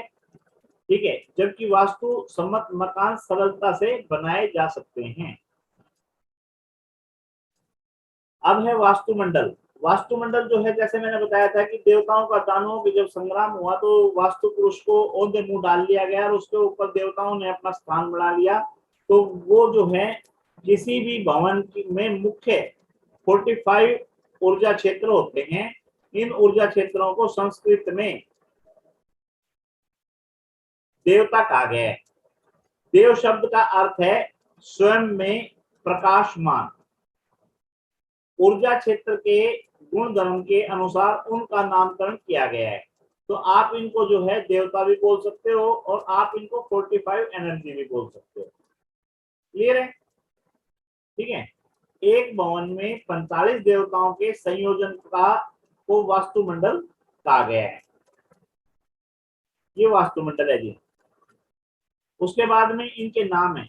वास्तु के जो देवता हैं, जो ये 45 देवता जो बैठे, वो देवता जो है शिखी, पर्जन्य, जयंत, इंद्र, सूर्य, सत्य, बृहस्पति, अंतरिक्ष, अनिल, कुशा, ये जो है इनके नाम हैं। 32 देवता जो हैं वो बाहर से हैं और 13 देवता जो हैं वो पूजा के अंदर आते हैं। इस तरह से 32 और 13 ये टोटल 45 देवता हैं।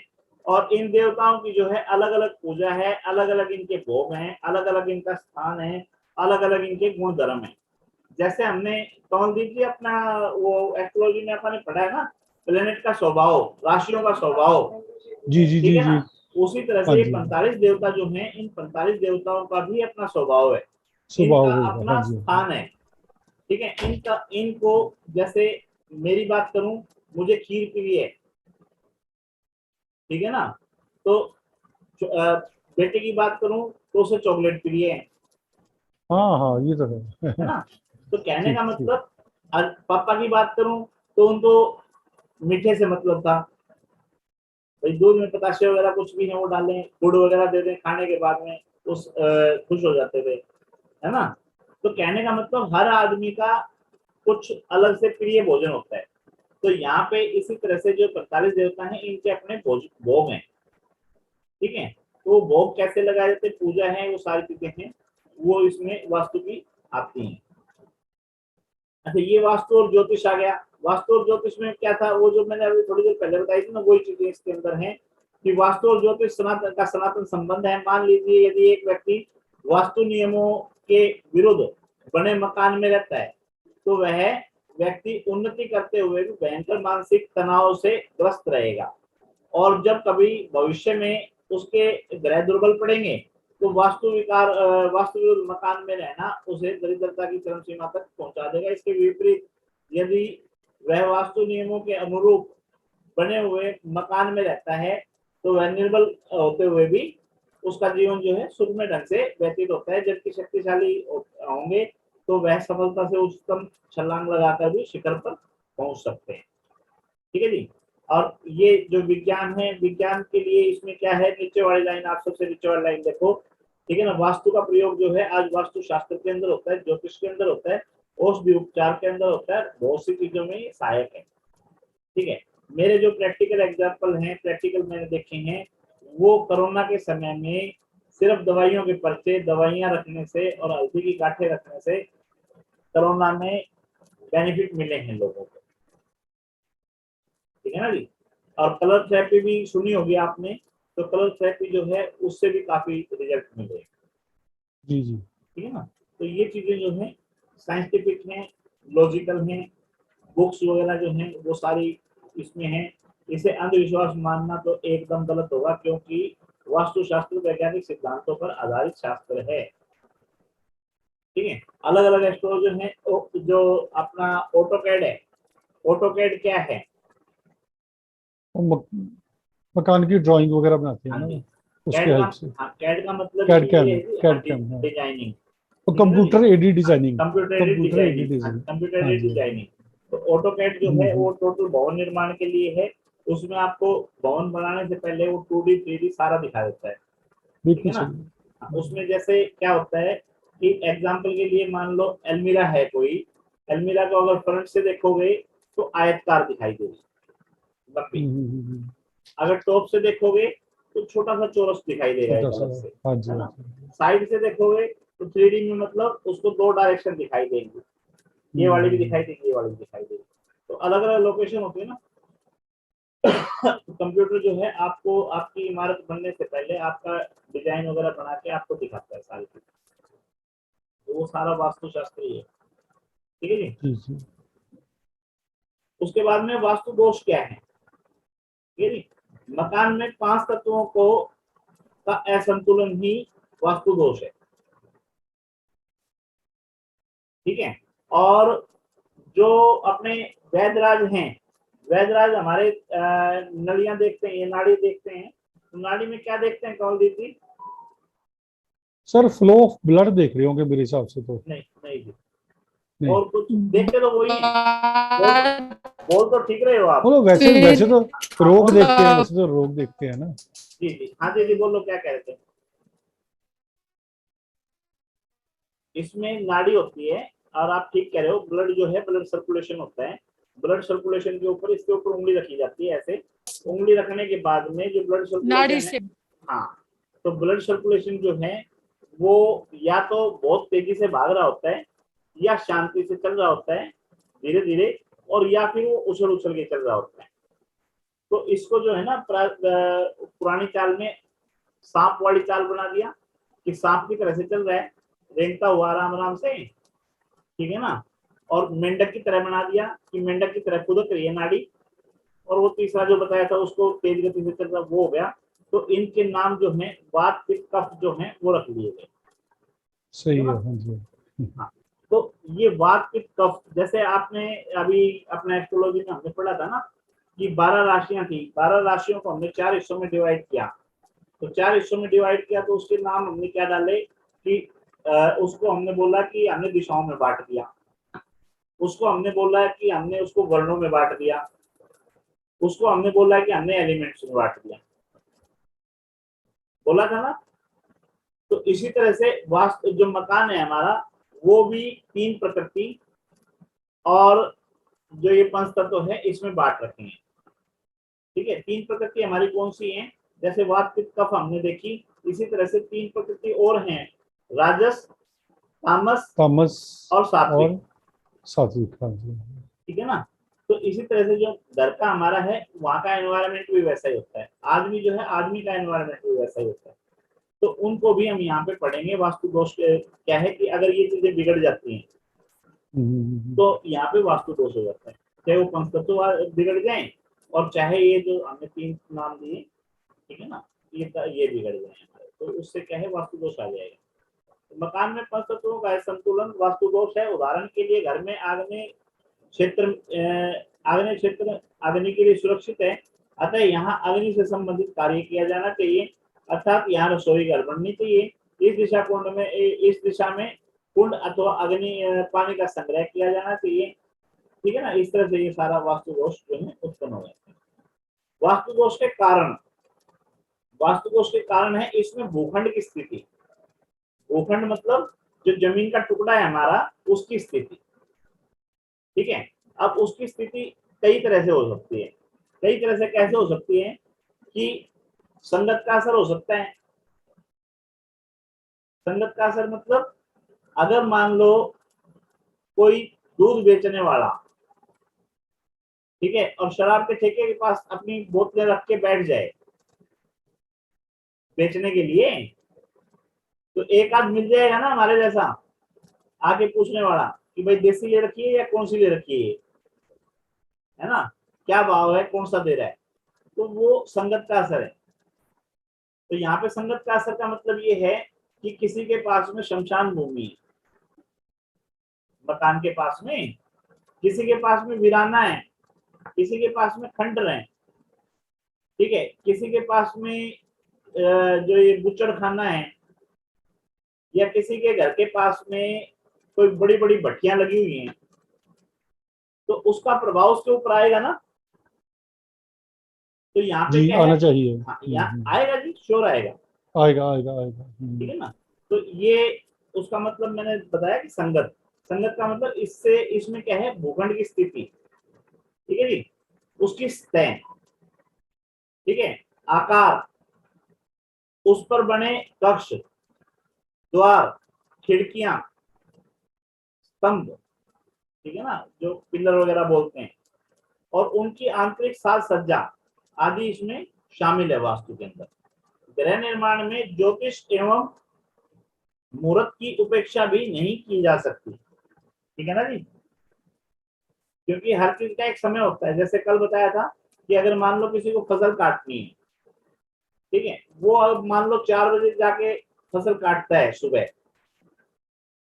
उस समय एक अलग एनवायरनमेंट होगा, और वही दोपहरी में जब 12 बजे 1 बजे जाके फसल काटता है, उस समय एनवायरनमेंट कुछ और होगा, और जब वो 4 बजे 5 बजे शाम को काटता है तो उस समय एनवायरनमेंट कुछ और होगा। तो ये मुहूर्त है, ठीक है ना, महीने दिन सारी चीजें जो हैं वो आती हैं। तो इसकी जो मुहूर्त का है अलग से पूरा पूरा चैप्टर होता है, ठीक है ना। गृह निर्माण में ज्योतिष एवं मुहूर्त की उपेक्षा भी नहीं की जा सकती। शिलान्यास, गृह प्रवेश, शिलान्यास मतलब जब किसी जमीन के, कोई फैक्ट्री वगैरह ले ली हमने, कोई पहला पत्थर जब हम लगाते हैं या उसको नींव बोलते हैं, तो वो शिलान्यास हो गया, हाँ, वो नींव पत्थर हो गया, शिलान्यास हो गया। उसके बाद उसी तरह से जब भूमि, जब हमारी चीज तैयार हो जाती है, तो उसमें गृह प्रवेश आदि के मुहूर्त पर के अभाव में भी किया गया कार्य अशुभ रहता है। वास्तु दोष का अनुभव, ठीक है ना जी, जब घर में प्रवेश करते ही अथवा कुछ समय बिताने पर ही आपका मन आशंका से भर जाए या उसके विपरीत, ठीक है ना, भाई आप परेशान होके आओ, घर में सुख शांति हो जाए, आपका मन प्रसन्न हो जाए, तो इसका मतलब कुछ तो है। एक बार हो, 2 बार हो, 4 बार हो, समझ में आए, जब डेली की कहानी हो तो, ठीक है ना। तो ये जो है इसके अनुभव है। मन प्रसन्नता का अनुभव नहीं करें और बार बार निराशा उत्पन्न हो और आत्मविश्वास खोने लगे, तो घर में वास्तु दोष जानना चाहिए। पूरे परिश्रम के बावजूद सफलता से दूर रहें। घर में अनचाहा खर्च हो, घर का वातावरण कलहपूर्ण बन जाए, बीमारियां ठीक होने का नाम ना ले, डॉक्टर को दिखाते दिखाते भी, ठीक है ना, अप्राकृतिक व अस्वाभाविक घटनाएं जो हैं वो घटने लग जाएं, ठीक है ना, तो वास्तु में सुधार की आवश्यकता होती है। जब आप स्वयं का नया मकान बनाते हैं तो उसके शुभ अशुभ परिणाम 1 वर्ष के बाद ही प्राप्त होने लग जाते हैं। और जैसे आप अपनी 4 दीवारी बना लेते हो, या चाहे वो मानसिक हो और चाहे वो भाई ये अधिकार मेरा है, ये क्षेत्र मेरा है, इस एरिया में मैं मालिक हूँ, तो उस समय वास्तु पुरुष की उत्पत्ति हो जाती है। और जब वास्तु पुरुष की उत्पत्ति हो जाती है तो उसके 1 साल के अंदर उसके रिजल्ट आने शुरू हो जाते हैं।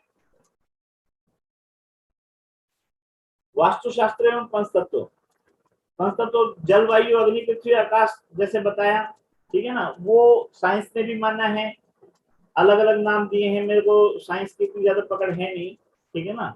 तो मॉलिक्यूल वगैरह जो भी, कोई भी छोटे से छोटा कण उठा लो, बड़े से बड़ी चीज मिला लो, सजीव लगा लो, निर्जीव लगा लो, 5 चीजें जो हैं 5 चीजों से बनी हुई है, 5 चीजों की उत्पत्ति है, जलवायु अग्नि पृथ्वी आकाश, ये जो है उनका बेस है, ठीक है जी। वास्तुशास्त्र एवं पंचतत्व आदि काल में हिंदू धर्म ग्रंथों में चुंबकीय प्रभाव दिशाओं, आप देखो जैसे घरों में आपने सुना होगा कि ये कहते हैं कि दक्षिण की तरफ पैर करके मत सो, है ना। फिर ये भी सुना होगा कि जो उत्तरी ध्रुव और ये दक्षिणी ध्रुव जो है ये चुंबकीय शक्ति रखते हैं, ये खिंचाव रखते हैं, इनके हमारे शरीर के ऊपर इफेक्ट पड़ते हैं। तो सोने की व्यवस्था भी हमारे को अलग से बताई गई है ना। तो ये जो है दिशाओं का प्रभाव है, चुंबकीय प्रभाव है, वायु प्रभाव है, गुरुत्वाकर्षण के नियमों को ध्यान में रखते हुए वास्तुशास्त्र की रचना की गई है। तो इन चीजों को ध्यान में रखते हुए की गई है। उत्तरी ध्रुव और दक्षिणी ध्रुव जो है, इनके बीच में कोई चीज आएगी तो क्या रहेगा, गुरुत्वाकर्षण के अगर बनेगा तो क्या रहेगा, घर के आगे कोई बड़ा पिलर लग जाएगा तो क्या होगा, ठीक है, घर के आगे बिल्कुल गली होगी तो क्या होगा, और रोड मकान होगा तो क्या होगा, गली के अंदर होगा तो क्या होगा। ये सारे के सारे नियम इसमें लिए गए, ठीक है ना। तो इनको ध्यान में रखते हुए वास्तुशास्त्र की रचना की गई है, और यह बताया गया है कि इन नियमों का पालन करने से मनुष्य के जीवन में सुख शांति आती है और धन धान्य की में वृद्धि होती है। वास्तु वस्तु के पृथ्वी, जल, आकाश, वायु और अग्नि, इन 5 तत्वों के समानुपाती मिश्रण का नाम है, ठीक है। इसमें इसके सही सम्मिश्रण से बायो इलेक्ट्रिक मैग्नेटिक एनर्जी की उत्पत्ति होती है, जिससे मनुष्य को उत्तम स्वास्थ्य, धन एवं ऐश्वर्य की प्राप्ति होती है। मानव शरीर देवताओं को भी दुर्लभ है, क्योंकि मानव शरीर 5 तत्वों से निर्मित होता है, अतः 5 तत्वों में ही विलीन हो जाता है। जब हमारे यहाँ सनातन धर्म के अंदर हम आज सनातन क्या, मैंने उनको भी देखा है, मुस्लिम्स को भी देखा है, ठीक है, क्रिश्चियन को भी देखा है, तो वहां दफनाते हैं तो वहां पे जल की, पानी की इस तरह से व्यवस्था करके रखते हैं। जो 5 तत्व हैं, 5 तत्वों में विलीन करते हैं चीजों को, ठीक है ना। तो जैसे हमारे दाह संस्कार बोलते हैं, तो दाह संस्कार में अग्नि का हिस्सा अग्नि को मिल जाता है, वायु का वायु में मिल जाता है, जल का जल में दे देते हैं, और जो राख बच गई वो मिट्टी में दे देते हैं, ठीक है ना। तो 5 तत्वों में सही पना है, 5 तत्वों में ही उसको विलीन होना होता है।